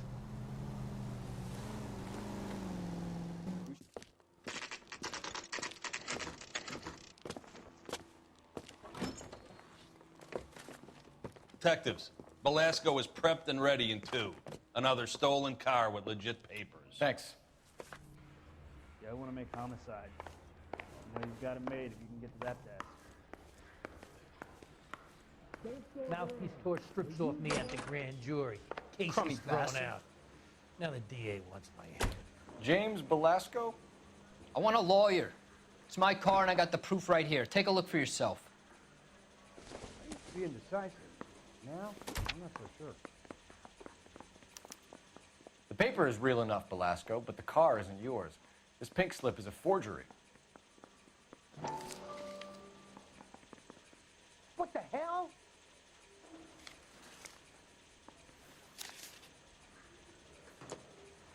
Where were you taking the car, James? Blow it off, greenhorn. You'll get nothing from me. You're a two-time loser. If you don't give me something, I'm gonna ask the DA for the maximum. You're looking at 10 years, Velasco. Kiss your youth goodbye. I want a deal. Keep talking and we'll see what sort of deal you're worth. My job is to drive the cars out of state. Nevada, Arizona, sometimes New Mexico. With the paperwork they provide, it's normally a breeze. Does the name Gene Archer mean anything to you? Nope. Never heard of her. You're a liar, James. Say that again. I'm telling the truth. I don't know the broad. So that's why you both have the same address printed on your pink slips. She's a mule for these stolen vehicles, genius. Same as you. Jesus. All right, I know her. Stupidest broad I ever met. Always cooking up crazy schemes. I don't know why those guys use her. You happy now?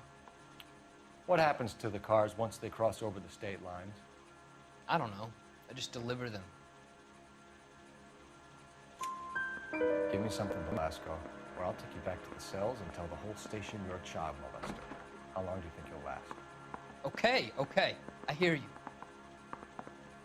The cars get sold in Chicago or back east. Sometimes I bring back cars coming the other way. Where do you pick up the cars, Velasco? Warehouses. Mainly in East downtown. An address, Velasco. You want my help with the DA? Cough it up, now. A place on Industrial Street. I don't know the number. You're gonna help me out, right? Keep talking, kid, and we'll see what we can do. All right, James. We're gonna check if this information is worth anything. And if it is, I need your help here, pal. If it is, then we'll know you're a man of your word, and so will the DA. You're Phelps, right? Yes, I am. Look, can we do this later? I'm in the middle of it. Ray Pinker. I'm with Technical Services. The pink slips are all real. Yes, we know that. There's only one company that prints them in California, the Marquee Printing Company. They've confirmed that the numbers are legitimate. You've checked them out? Sure. They're on Aliso Street, near the corner of San Pedro. The guy I spoke to was Lightval. Gordon Lightval. Here, I wrote it down. Thanks, Ray. This is a great lead. We'll get down there as soon as we can.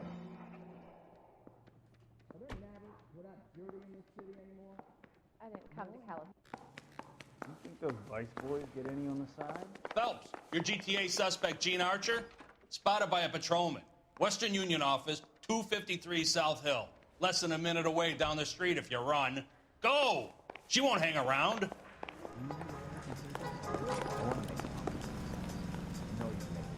You're behind the wheel.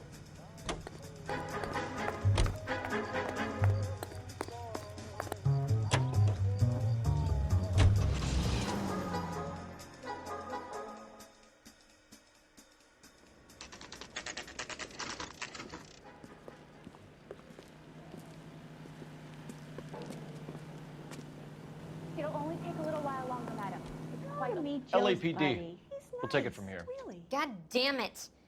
Everyone's against me. Look, just let me get my money and get out of here, okay? You look sweet. How about giving a girl a break? I could be very nice. I'm afraid I can't do that, Miss Archer. Stefan, call for black and white. Just my luck to get the only hair sure cop in the LAPD. The car you sold to Coombs was stolen, Miss Archer. There won't be any money. I handed over all the right paperwork when I sold it, Buster. Gene, you've blown open the whole operation because you were dumb enough to try to sell one of the cars. What do you think they're going to do to you? Give me something. I was just doing what they do. They paid me $50 to drive the car. I made $2 grand selling it. You made zero. And if they catch you, you're dead. Is that all your life's worth? Look, a girl needs things. I don't see you looking out for me. How long have you and Belasco been delivering cars? Who is James Belasco?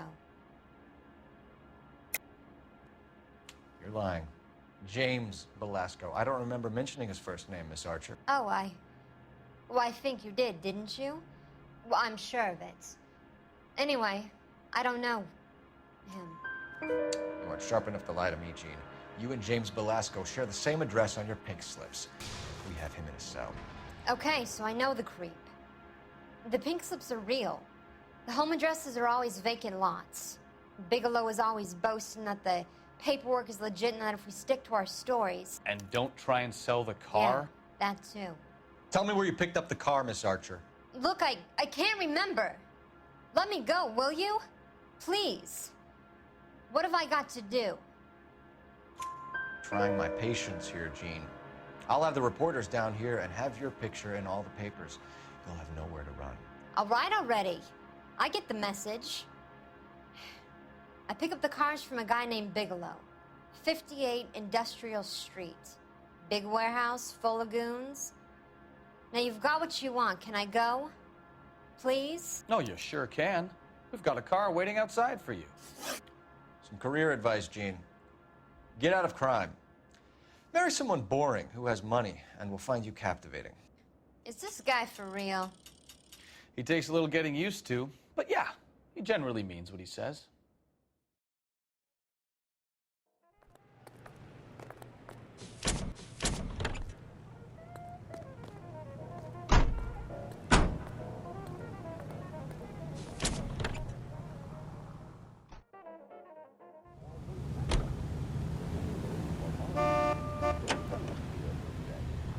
Friendly girl, used to getting her own way. Little did she know her feminine charms were useless against the impenetrable Cole Phelps. She's not my type. And what is your type, Phelps? I'm married. I know that, but you're not blind or dead inside, are you? Wait, scrap that second half of the question. I don't know. Blondes, I guess. Hallelujah! The man is human after all. Now we're getting somewhere. Yep, I'm with you on the blondes. Brunettes are fine too. And there's nothing wrong with a good red. But I draw the line at gray. You know what? I might have to lift that embargo soon in the interest of maintaining the free market. A man with high standards. The standards are only as high as the last glass of whiskey.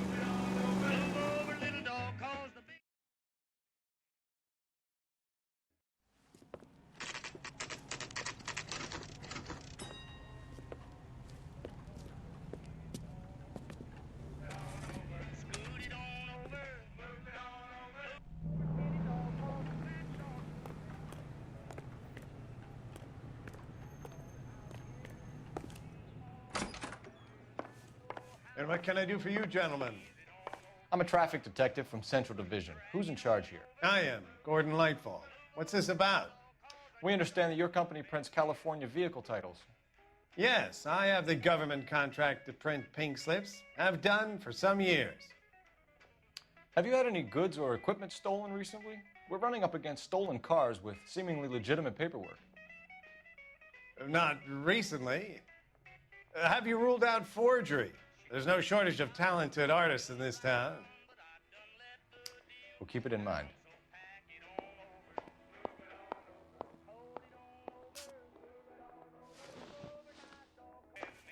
We have some questions for you, Mr. Lightfall. Mr. Lightfall, we're currently working 2 auto theft cases. Do you know anything about a car theft ring? Certainly not. Why would I get mixed up in a thing like that? We have suspects with legitimate pink slips that were printed here, Lightfall. You better give me something before I bring the whole department down here. Don't be hysterical, Detective. As a matter of fact, we had a similar problem a couple of years ago. A number of used car lots were selling blank documents to a criminal organization. Do the names Cliff Harrison and James Belasco mean anything to you? No, they do not. Harrison bought his car from Coombs. The pink slip looks good, and that points the finger here. Do you have any employee trouble? No, I don't. They've all been carefully screened. Look, now that I think about it, the name Coombs sounds familiar. I think they may have been involved in stolen documents in the past. Do you have a delivery ledger, Mr. Lightfall? We would like to cross-check against the Coombs Automotive Emporium. It's a little out of the ordinary, Detective. I'm not sure I can share those sorts of records. Hand it over, Lightfall. You don't want us having bad thoughts about you, do you?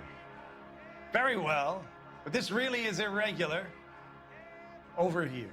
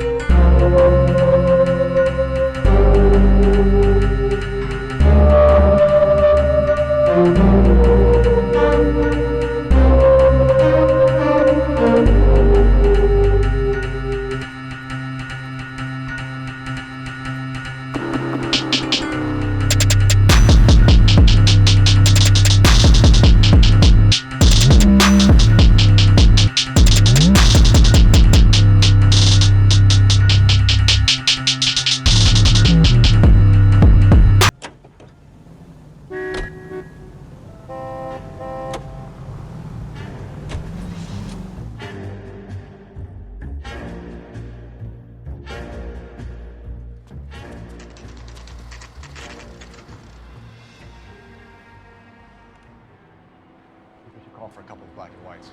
Get Fleischer down here. I thought you Marines were gung-ho, Cole. You have a 45. Don't you ever want to use it? I'll take the back. Just give me a few seconds to get around there.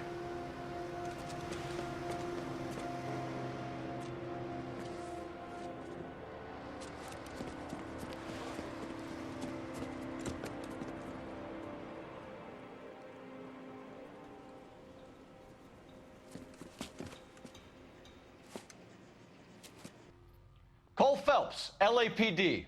All of you are coming downtown with me. You think so? Look sharp, it's the cop.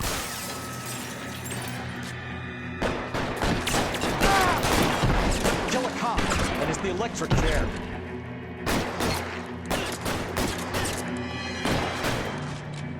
Can I get some cover here for the lone shot?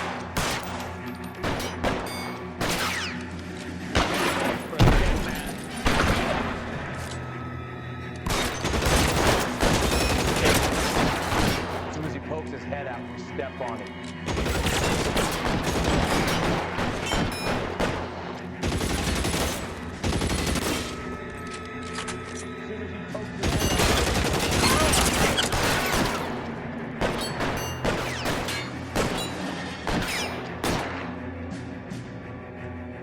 Weapons on the ground, now! I'm gonna put holes in you, asshole.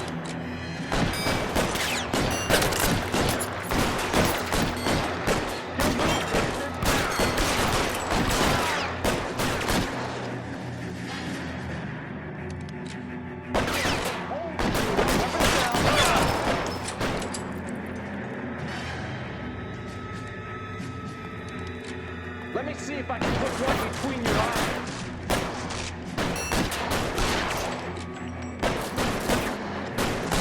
Pretty brave.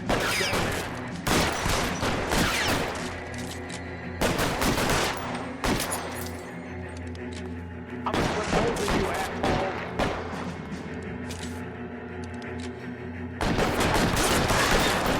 I need cover!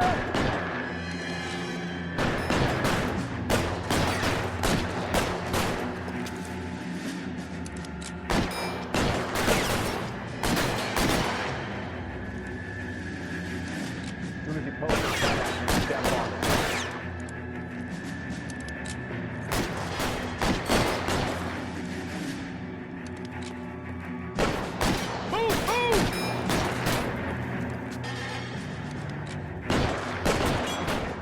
There, light him up. How long do you think you can hold out? Let's clear the top floor. I don't want to get drilled in the back on the way out.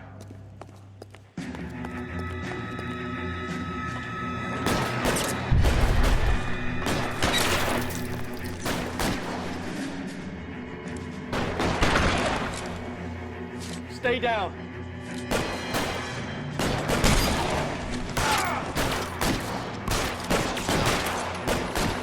You're pretty brave.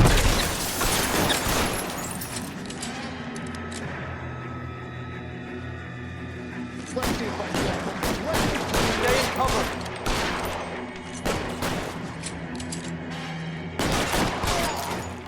Try the door at the end. I heard something.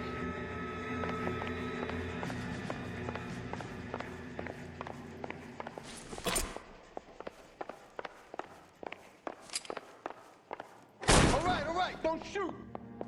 Keep your hands up. Watch him, Bukowski. He doesn't move until I've tossed this place.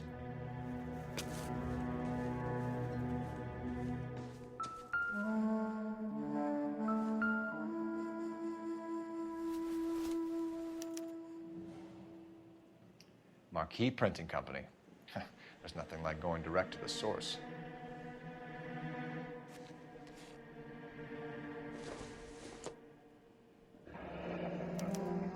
Betting slip. Looks like Mr. Lightfall has been on a losing streak.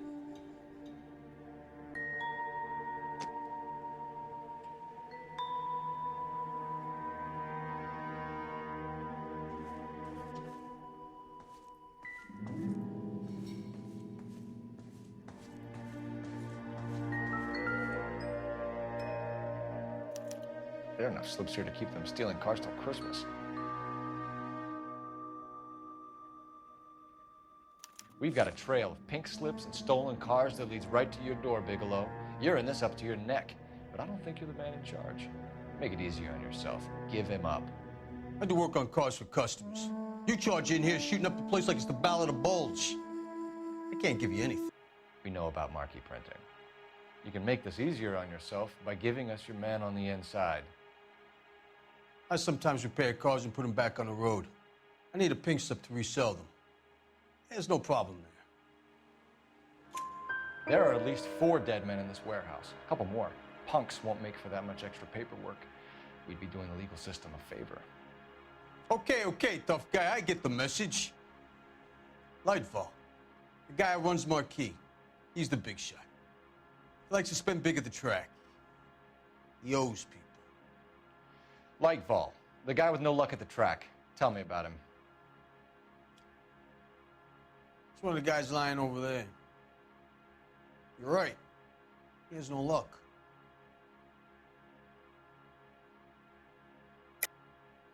That's the best lie you can come up with, Bigelow? Hey, would I lie to you, detective? I'm not exactly in a good position here now, am I? Gordon Lightfall owns Marquee Printing, a government print shop. He's losing big at the track.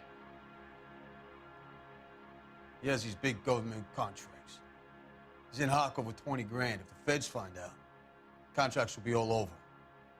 Lightfall plays ball. All right, Bigelow. The heat is off you. Play your cards right and you'll be able to count your time in Quentin on one hand.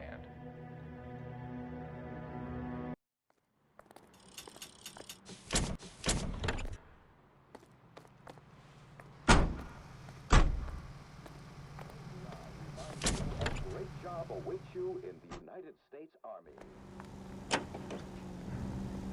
What a mess. Gonna take some cleaning up, that's for sure. I wish it hadn't gone that way. Well, we shouldn't bring guns to work with them. We didn't have a lot of choice. You have to admire the barefaced cheek of someone who tries to blow your brains out one minute and pleads innocence the next. Yeah, especially when he's surrounded by evidence. But guys like Bigelow spend so much time convincing themselves that they're not doing anything wrong, that they actually start to believe their own bullshit. They get sloppy. Bigelow, Lightfall, all of them.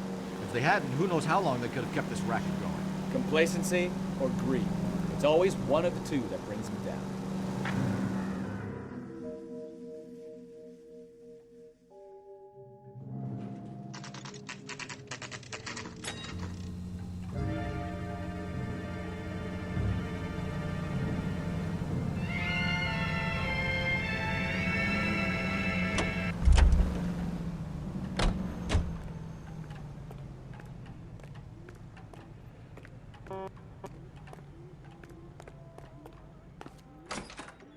You're under arrest.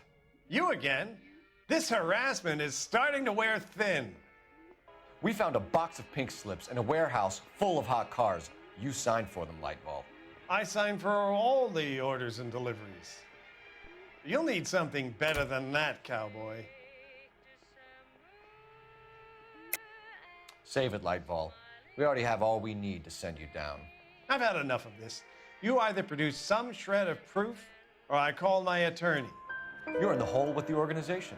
We know about the debts, Lightball. I agree. I have a small problem. I'm prepared to help you in any way I can, Detective. I'll name names. I need you to keep this out of the paper. You need to shut up now, Lightball. Gordon Lightball, I'm charging you with conspiracy and fraud. Hands behind your back. The LAPD Central Traffic Division has today smashed a nationwide auto theft ring, writes crime correspondent, blah, blah, blah. Oh, here it is. Traffic squad detectives confronted a large group of armed thugs. After an exchange of gunfire, more than a dozen dead criminals were removed from the scene. The LAPD sustained no casualties. Damn fine work, Phelps. Now get out there and nail some more bad guys, will you? I want to finish reading this.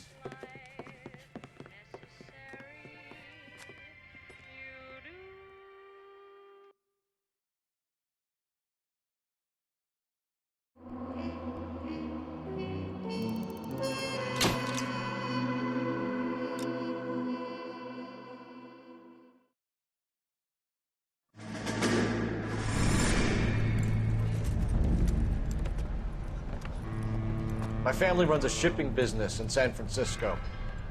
We used to have 2 ships a week to Tokyo. We've been in shipping for 2 generations, Hank. I've never been on a voyage anywhere. I feel like Odysseus in the beginning of his journey.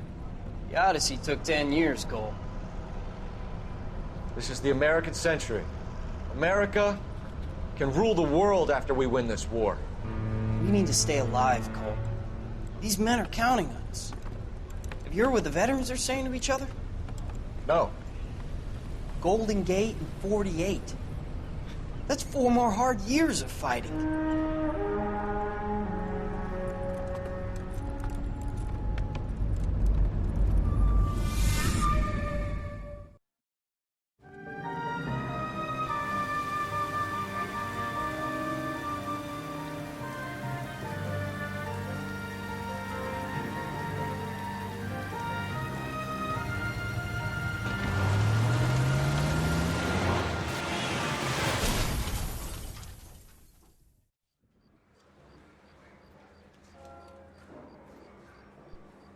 Phelps, Bukowski, you have a new case. 2 women, possible drink drive. How is that a case? The broad says she was doped and that somebody tried to kill her. Where did this take place? That's the bit you're gonna love. Right across the street. What? A Chevy Styline took a nosedive off the escarpment, fetched up underneath a Cola King billboard. Up to it, boys. We got bad guys to catch.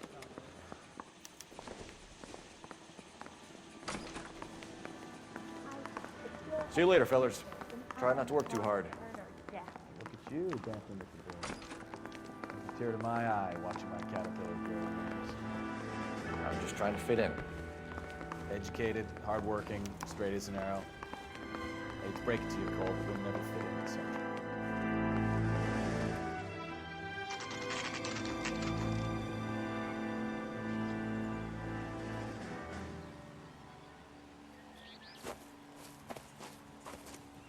Her face looks familiar. Well, that's June Ballard, Tarzan's sister, beast of the Amazon. She's married to Guy McAfee. The captain has moved to Vegas now, but the two of them still have juice. Phelps, traffic. Detective Phelps. Hey, Bukowski. Long time no see.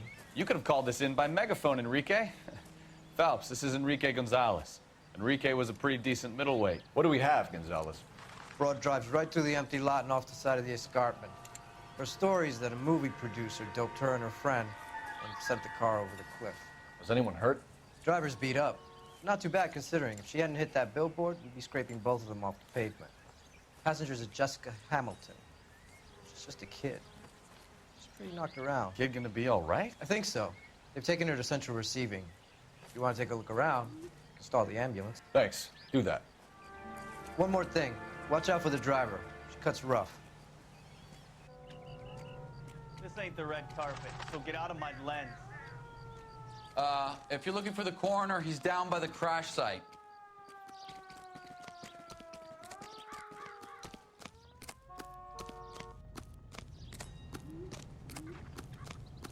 You'll want to see this, Phelps. There, laid out on the trunk. And that isn't even the best part.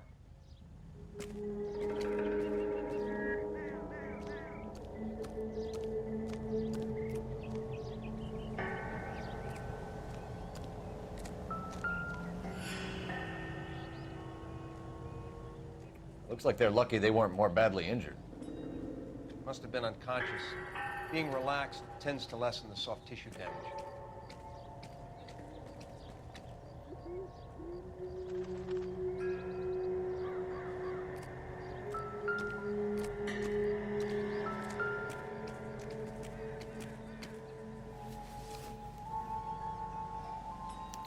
They've been torn off. Where did you find them? They were stuffed in the young lady's handbag. I'll run a trace for semen when I get back to the lab.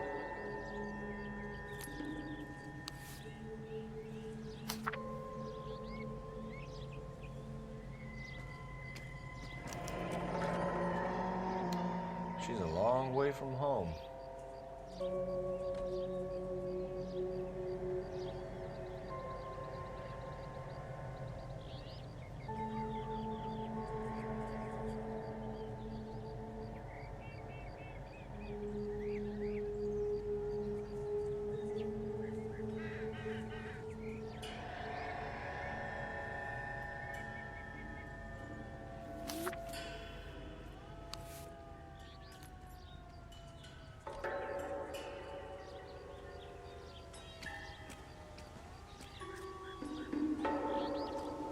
Drunk driver?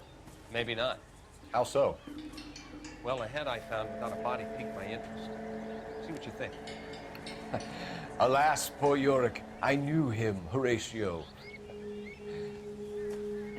Is it real? No. I think it's supposed to be a replica of an Indian shrunken head. It's some kind of curio or movie prop. See the casting marks? What's it made from? Plaster of Paris would be my first guess, then painted. So we can rule out the murder angle? No, you can rule that in. That thing was wedging the accelerator to the floor. Whoever did it wanted these women dead.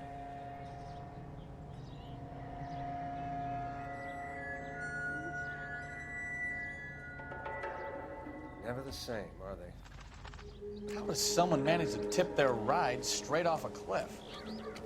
If the driver's in a fit state, we should ask.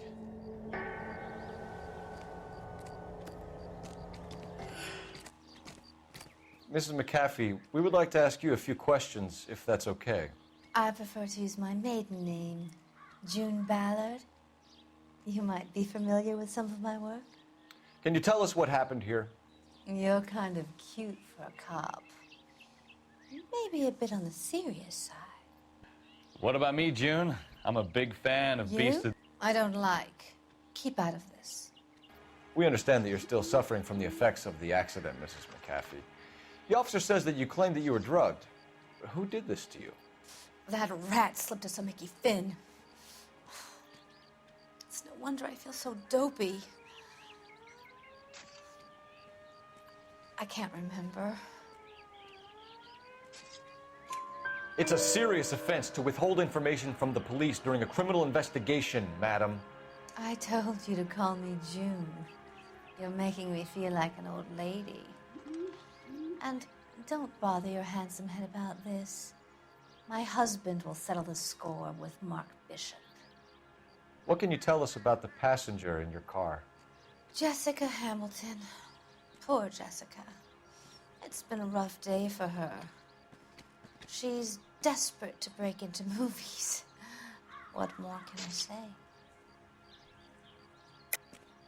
I think you're lying, Mrs. McAfee. I think something happened to Jessica yesterday before the crash.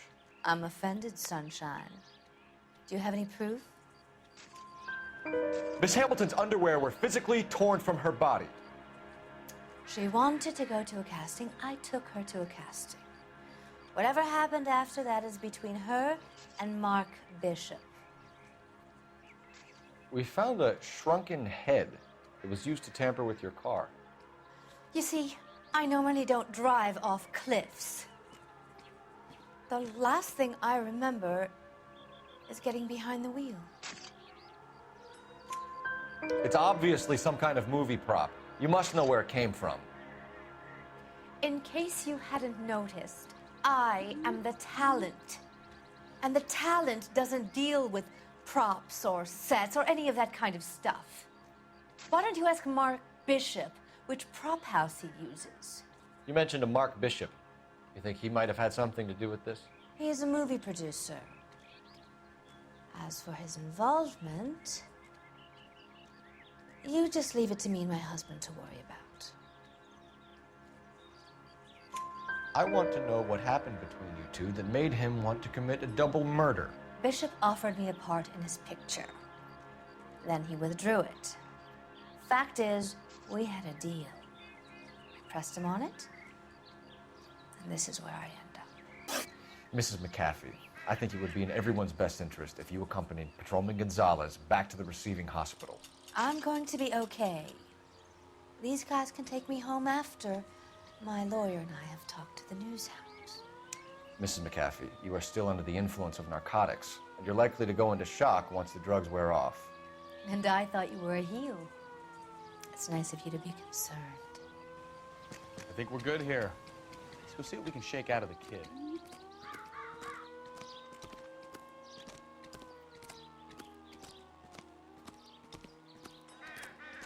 I don't think you're a fool. But what's my opinion against thousands of others? This is awful. Just awful. Why can't we get any closer? KGPL to car 11K, 11 King. The car crash victim has regained consciousness at Central Receiving Hospital.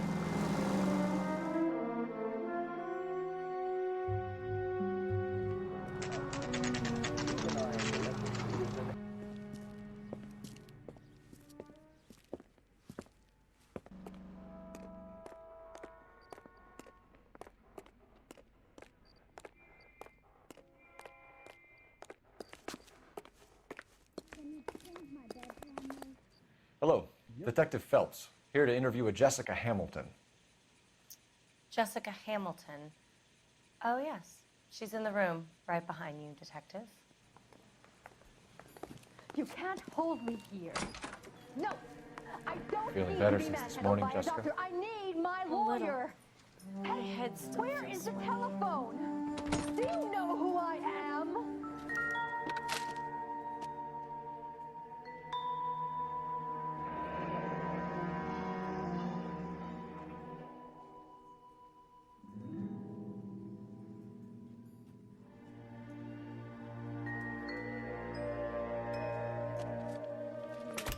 Hello, Jessica.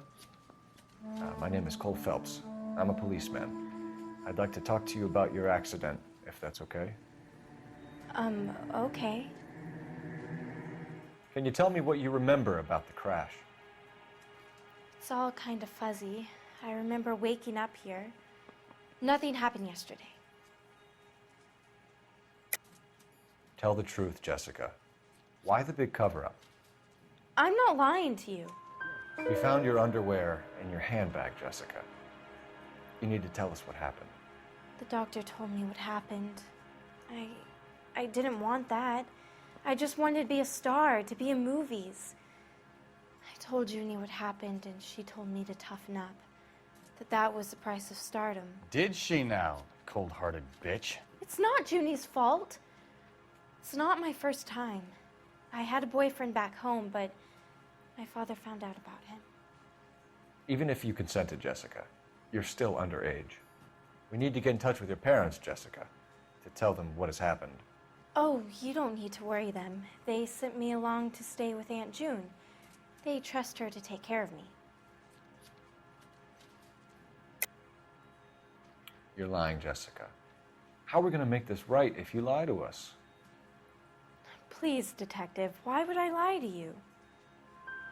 Because you're a runaway, Jessica, and you don't have your parents' permission to be here. Now, do you want to tell me what really happened? I went with Junie to this strange place. It's difficult to remember. Someone gave me a drink to calm my nerves, and then I felt faint. I think I must have passed out. How did you meet Mr. Bishop? Well, Junie is a big movie star. You probably know that. She's doing a new movie.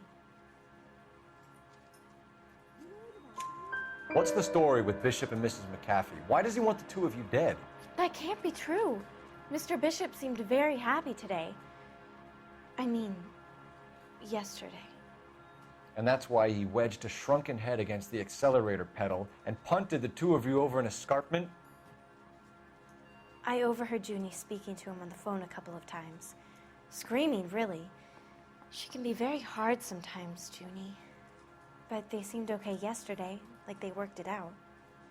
I know what happened to you, Jessica. Where exactly did it take place? Please, it's scary. It's really difficult to think of anything. Jessica, I really need you to help me here. I remember the mermaid. Was the mermaid in the movie too? No, it was on the front of a building. We pulled up in front of the mermaid. Thank you, Jessica. You've been a big help. Here's my card. If you think of anything or you need some help, just get in touch, okay? Okay. I think it might be a good idea if you went back home till you felt better, Jessica. I couldn't do that, officer. What if I got the part and I wasn't there?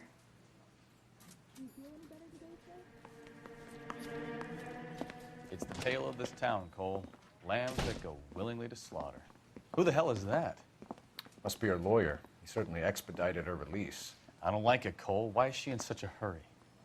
We should follow her.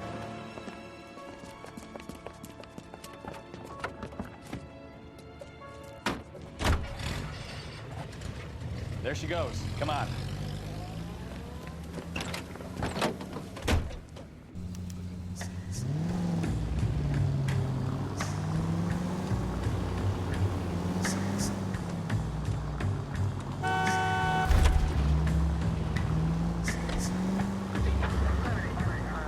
Ballard is definitely up to something.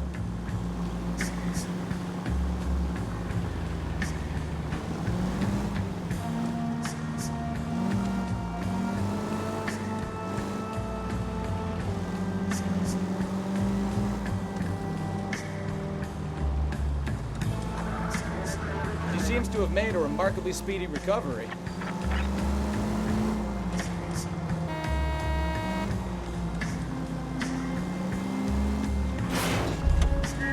You've got a pretty funny idea of what keeping a low profile means, Phelps.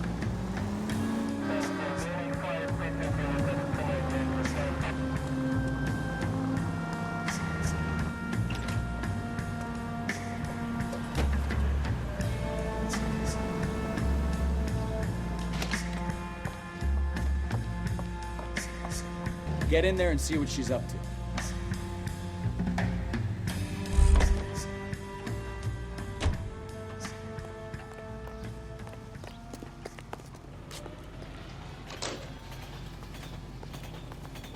Waitress. Can I get another spoon?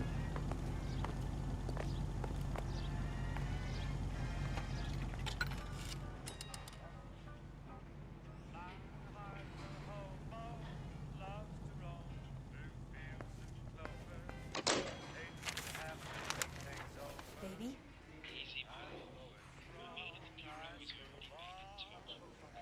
No! I don't want him taught a lesson. You know what I want. Well, then make someone else do it! You still know people out here, don't you? Then make some calls!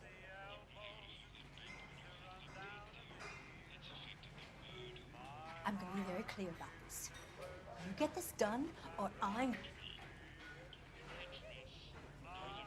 Wilson's Hotel. Mr. Mark Bishop, that son of a bitch, lives in apartment 803. Sure, I got the film.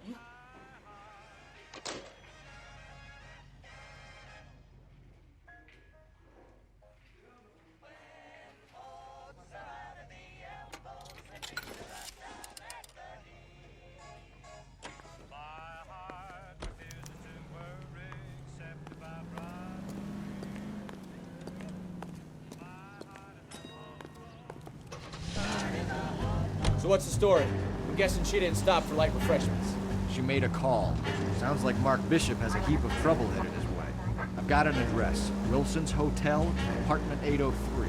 Oh, shit. You better step on it. If he's got any sense, he'll be as far away from home as possible. If he had any sense, he wouldn't have tried bumping off Guy McCaffrey's wife in the first place. Or he'd have done the job properly. McCaffrey will break a fella's legs just for looking at his body. What did you make of the kid? Believe her story? I think she was doped out of her tiny mind and given the casting couch. That fucking bitch Ballard sold her out.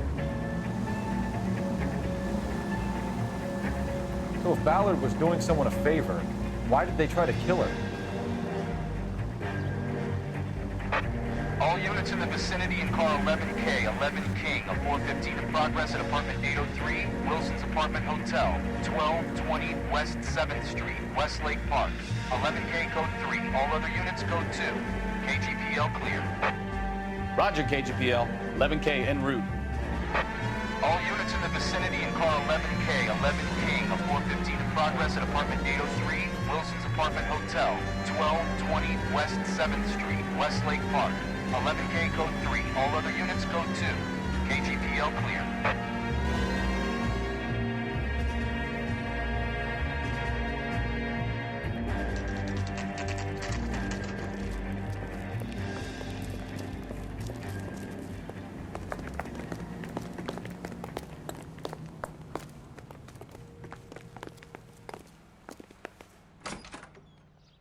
I'm Detective Phelps. We received a call about a domestic disturbance in apartment 803. Oh, the detectives. Listen, Mrs. Bishop's pretty upset. Take the elevator and then left down the corridor. It's the last door on the right.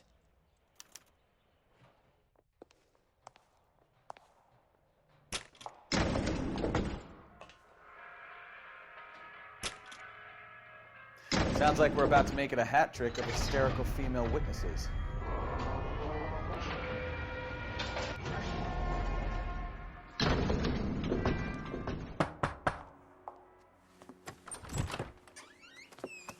LAPD, ma'am. Are you in danger? I'm all right now. You just missed them. Horrible, awful men. Are you injured, Mrs.? Mrs. Bishop. Gloria Bishop. Please, come in, officers. I'll just need to sit down for a moment. Forgive me. That's perfectly normal, ma'am. Just look at this mess! We'll take a quick search of the premises, ma'am. You take a moment to gather your thoughts. I will. Thank you, officer.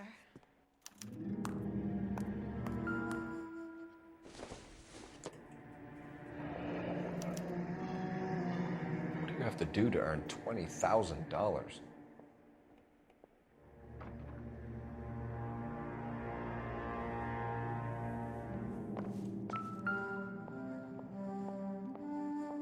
Great Wall of Babylon, a replica of a replica.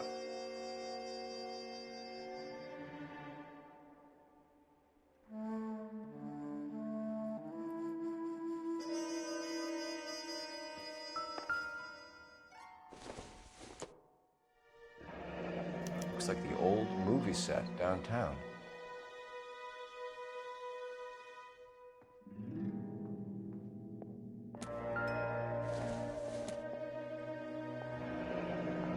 Looks like we found our mermaid. Who are these men in the picture? My husband, Mark, and Marlon Hopgood. They work together on occasion. That's Hopgood's shop.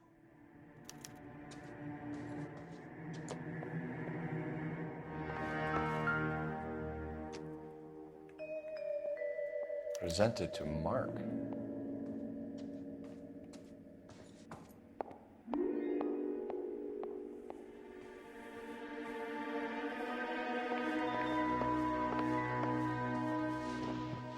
Those men, I think they work for Guy McAfee. Do you know the name? No. Why should I? June Ballard is married to Guy McAfee. Have you heard of her? That slut. She's been badgering my husband for days. Mrs. McAfee alleges that your husband tried to kill her and her friend last night. I think you should tell us what you know. My husband's a movie producer. This has something to do with his new picture.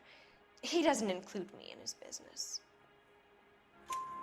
June Ballard said she had a deal to be in his new picture. Mark repeatedly told her no. He had Joan Leslie lined up for the role. That's how he got the finance. June made all kinds of threats. She was very rude to me. You know June Ballard? We were both on the same picture a few years back. That's how I met my husband. Where can we find your husband, ma'am? He told me he would be on set. That's all I know. Either we find him or McAfee's people do, Mrs. Bishop. If you care for him, you should make sure that we find him first. I do care for him, but I don't really know where he'd go if he were in trouble. Hopgood might know. Why is your husband paying Lorna Hopgood $20,000? Lorna? Marlon's ex-wife? Are you sure?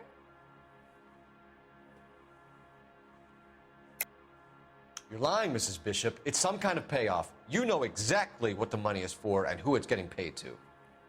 Do I? Would you like to prove that, Detective?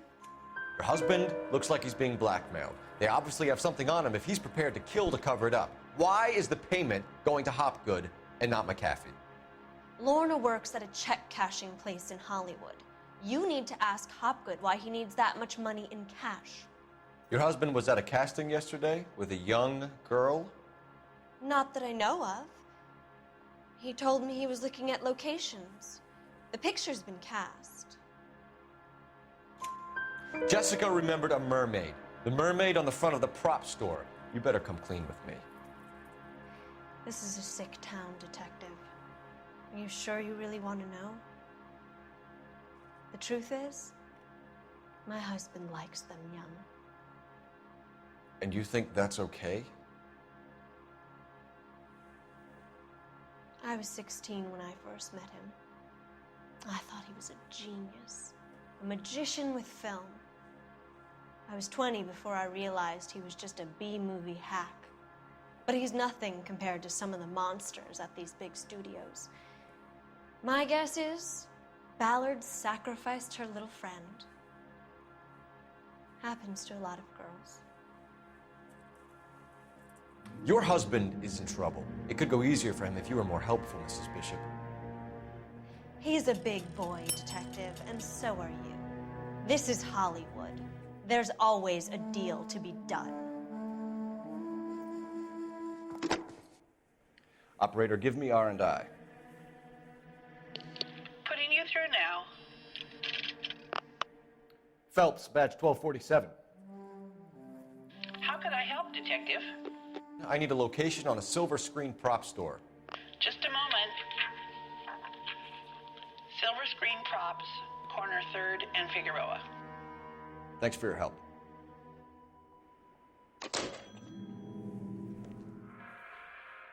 An aging movie star, a wannabe starlet, and movie producer's wife. They're finally rubbing shoulders with the almost rich and famous. And from the stories they've given us, clearly none of them can act.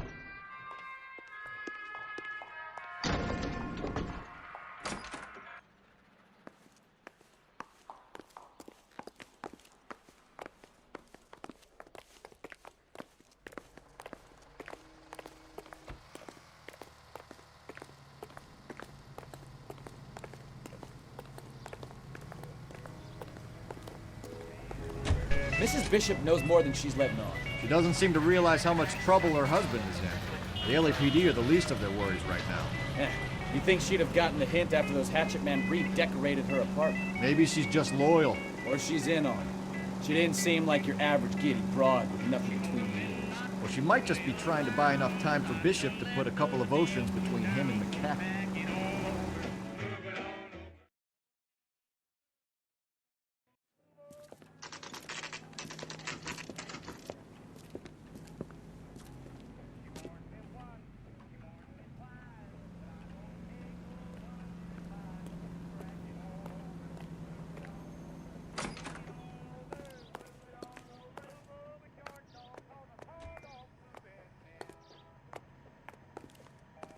Phelps and Bukowski, LAPD. We're investigating the attempted murder of June Ballard and Jessica Hamilton. Christ! I'm Marlon Hopgood. How can I help? You hold castings here? How'd you hear about that? I got a little soundstage out back. Lead the way.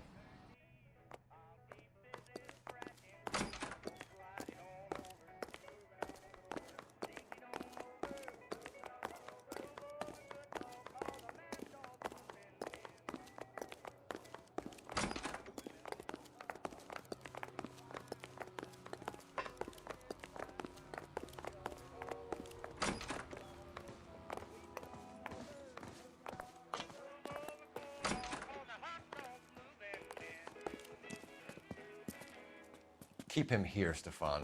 I'm gonna take a look around. What's this got to do with me? Don't try my patience, knucklehead.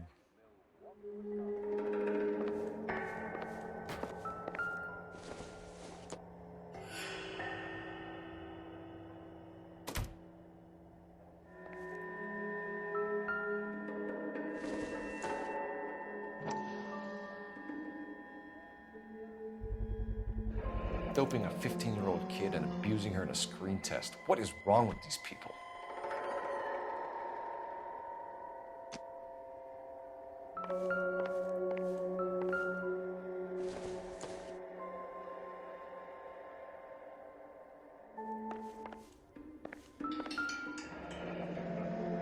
Turn off the lights, Hopgood. Why would I want to do that? Humor him. One-way mirrors. There's a room on the other side. Huh. Well, well. Find a way into that peep den, Phelps. I'll stay here and keep our pervert company.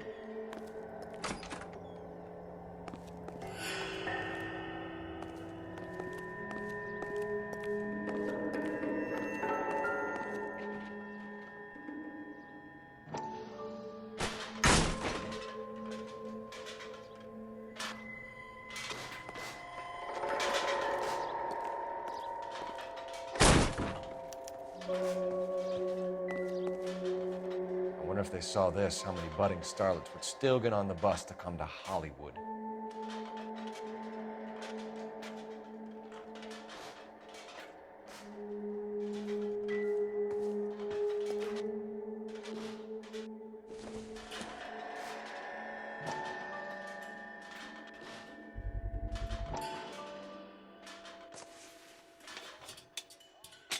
So what happened to the film of Hamilton's screen test?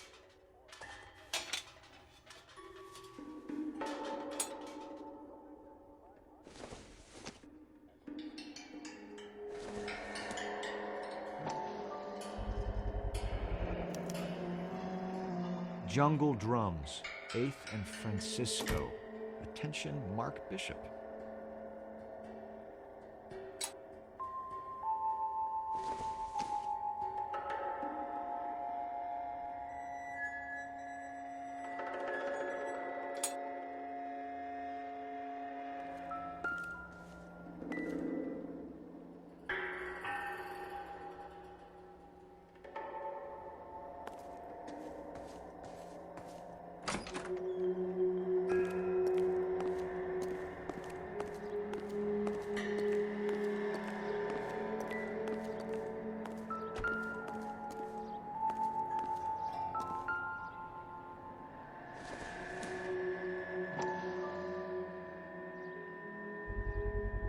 So this is where you sprang from.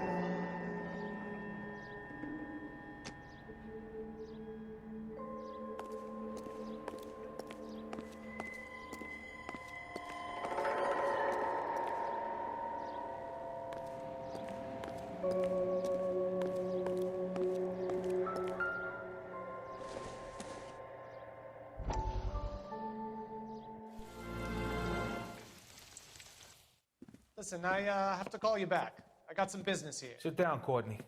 This is Mickey. Mickey, this is Courtney Sheldon. What would you like to drink? Scotch. Straight up. I hear you're back at school learning to be a doctor, kid. Yes. That's right, Mr. Cohen. So you want to be a doctor and a dope peddler. Interesting combination, huh? Do we have a problem, Mr. Cohen? We might have, yeah. Selling your dope to my boy Lenny looked like a good move, but Lenny has been supplying, wholesale, so to speak. The Bindle boys in this town aren't used to the juice without a little of the middleman taking his cut. Lenny promised that wouldn't happen, Mr. Cohen. And Lenny works for you. What can I say about Lenny? Let me think. Oh yeah, he's a putz. And he's lazy, and he's greedy, but he's my wife's brother. How can you make a cake with those ingredients, huh? So how is that my problem, Mr. Cohen? Well, kid, the only way we're going to be able to make this work is to do some repackaging. We need to get the dope out of those dinky little cardboard boxes and... Syrettes. Yeah, syrettes. Right.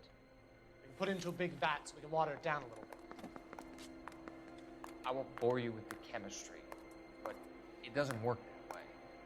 You're likely to kill even more people. Okay, listen. We want to buy you out, kid. I'll offer you 50 grand.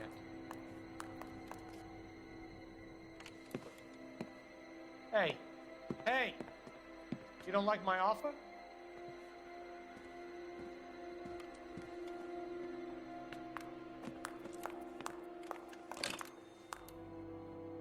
The Sheldon kid?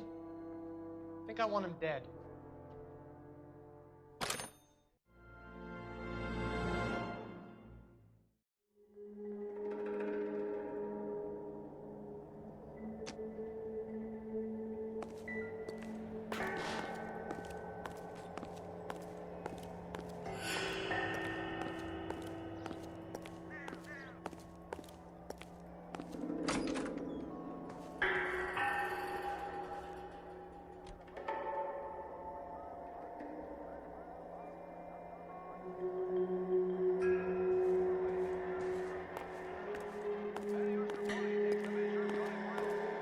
You ever do any work for Mark Bishop?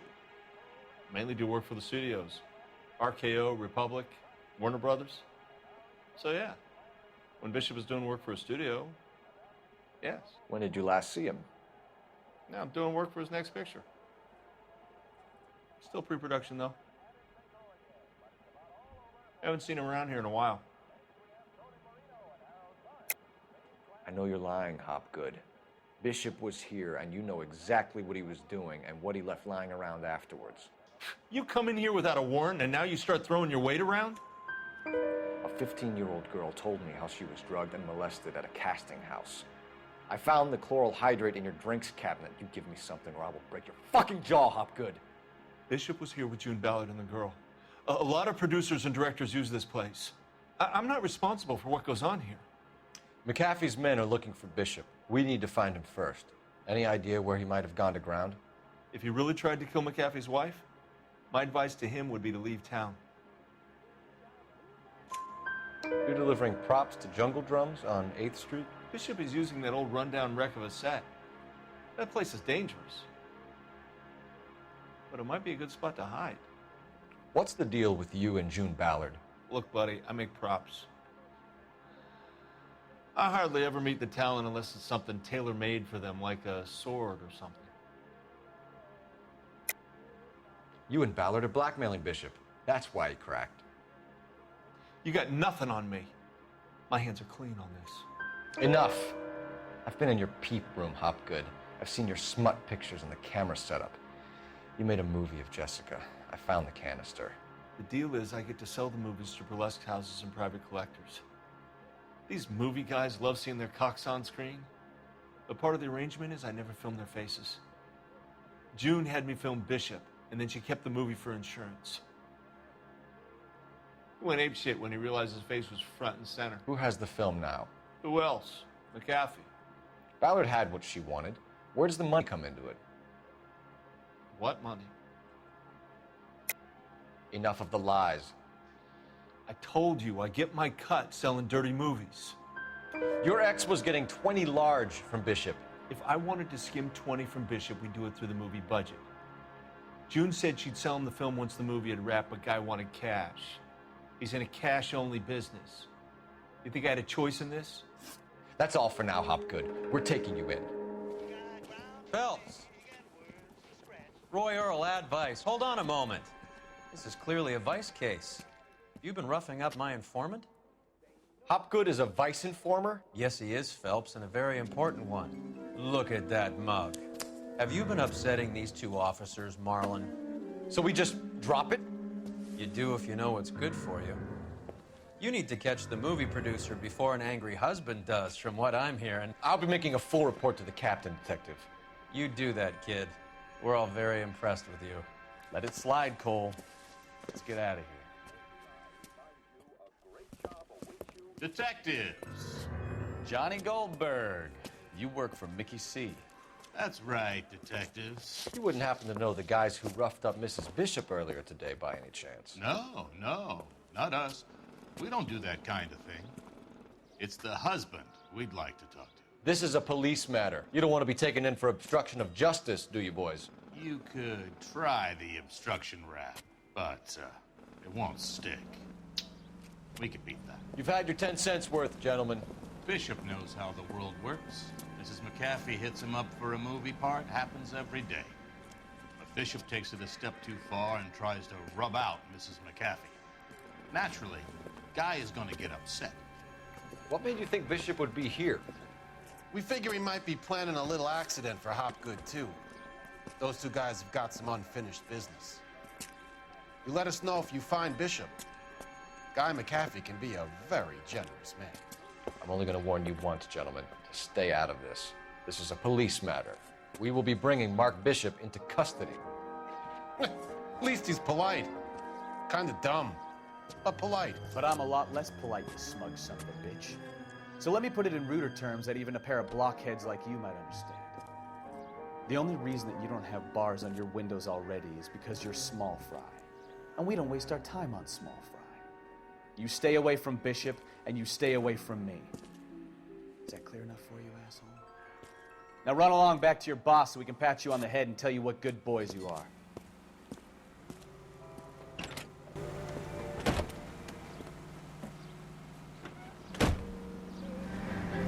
I don't think they like the...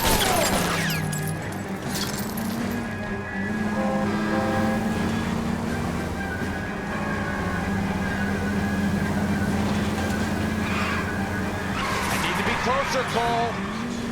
They really don't want anybody getting the Bishop before they do.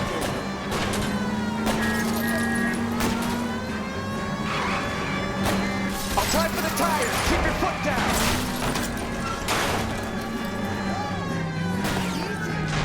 Enough games, Phelps. Take this guy out. We need to lose those fools, Phelps.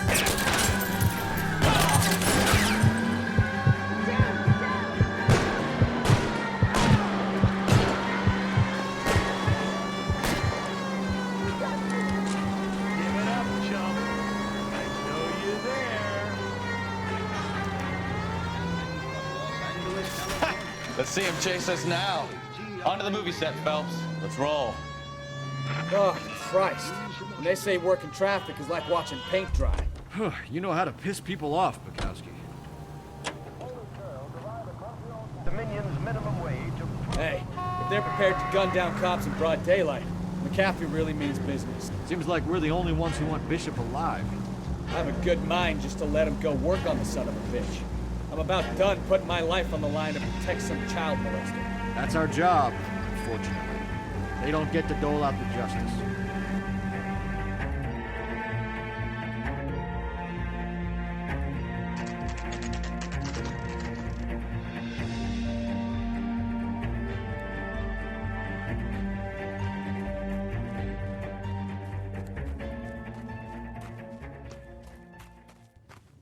There's the slippery bastard now.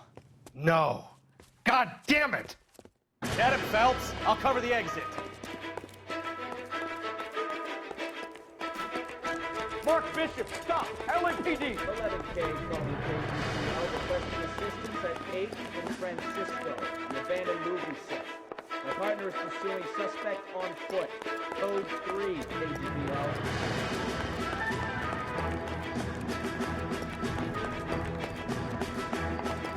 We're trying to help you, Bishop. This is all a big mistake.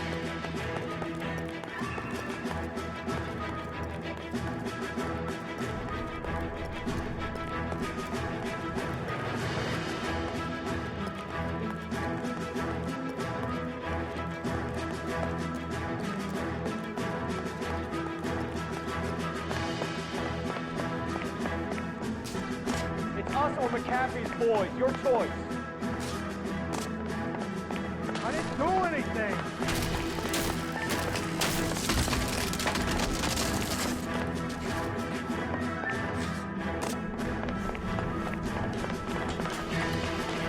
Get the hell out of here, you goddamn maniac!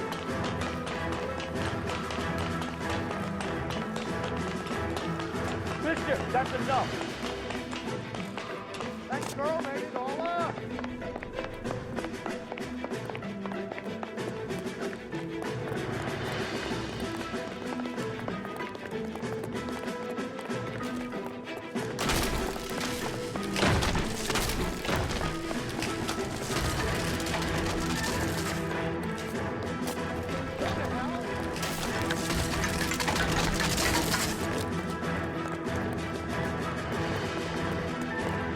Don't make this any harder on yourself, Bishop.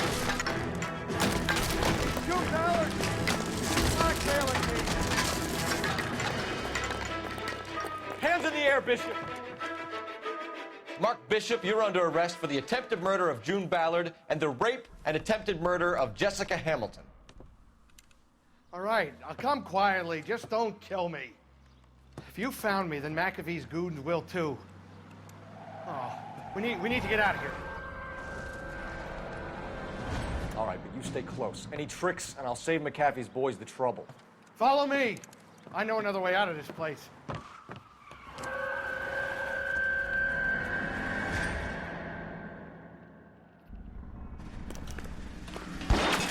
Christ, detective, they're trying to kill me. Last chance to... It's this way.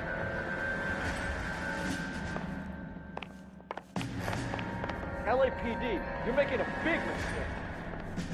Kill them, for God's sake! I don't want to die!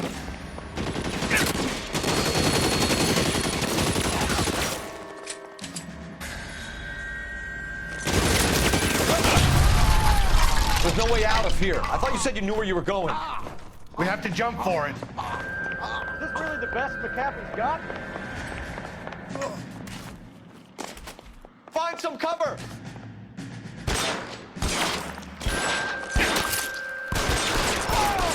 Get me out of here!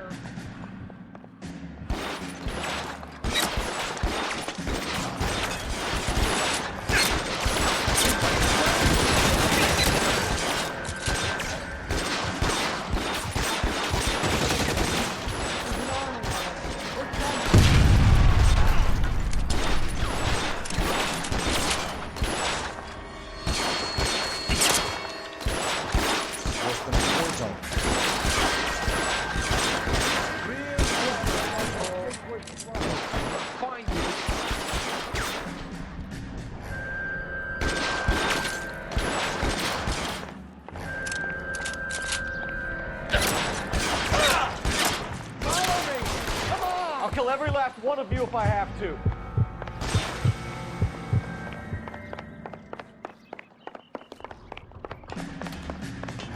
Keep them off me for Christ's sake!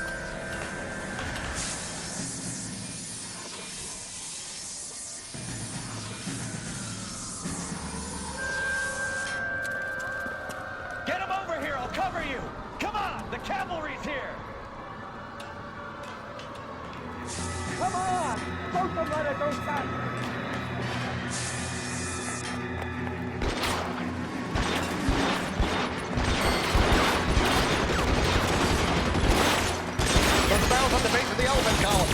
Full of gasoline! Shoot them! Quickly!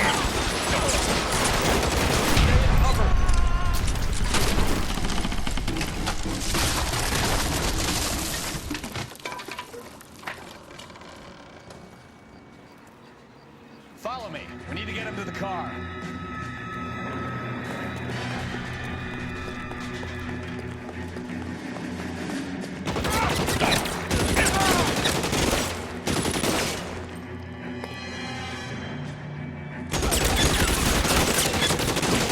Find some cover!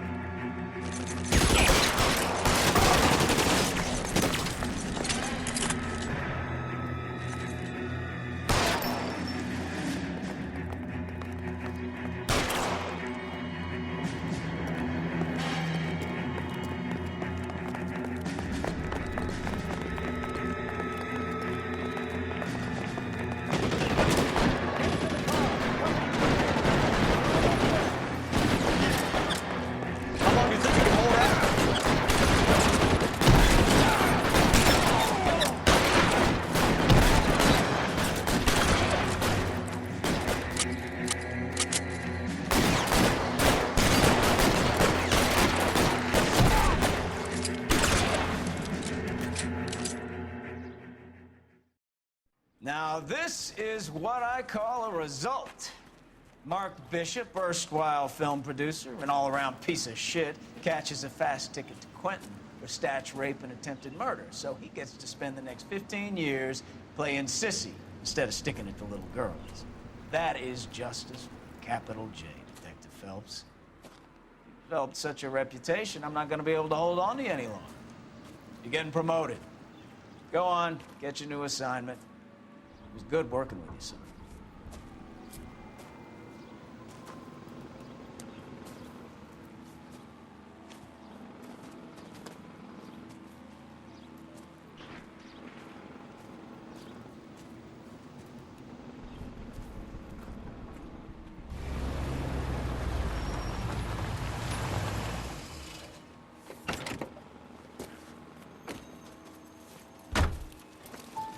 Phelps, Bukowski, this your work? Can I help you, Detective? Sorry, Cap. Didn't see you there. Yeah, I'll bet you didn't. This is a traffic case. You need something? I'm here to buy a drink for the 2 LAPD traffic cops who broke the back of Guy McAfee's private army. You don't have a problem with that, do you, Captain? Go right ahead. Get in. I'm buying.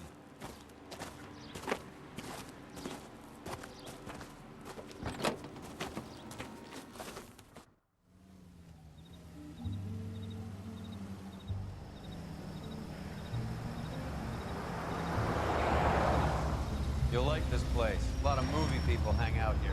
You like jazz, Cole? The hopheads love it. Sure, I guess. Big bands and swing I can understand, but this bebop palaver? How are you supposed to dance to that? This is Phelps, Leroy. Be nice to him. You'll like this place. They treat you right. You like a table, Roy? What do you think we want to do? Stand at the bar like I'll chumps? get a table ready for you. Don't look so happy to see me, Alphonse. I might get the wrong impression. Cole, this is Alphonse. He's a French Negro from Africa. Can you beat that? The Congo. A pleasure to meet you, Alphonse. Is Elsa singing tonight? Yes, she is. She has the next set. Come on, Cole. You can meet Elsa while they're fixing us a table. You'll like her. She's something else. Maybe another night, Roy. She's pretty beat up about it. Get your hands off me. Don't ever tell me what to do or what not to do, Alphonse. You got a nice club here. Don't spoil it. If you will follow me, detectives. Just through the door. Was my only real friend, Harlan.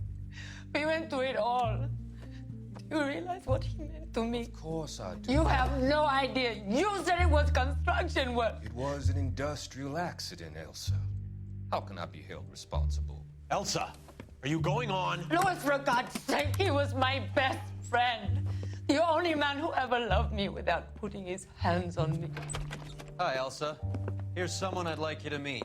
Cole Phelps, war hero and crime fighter extraordinaire.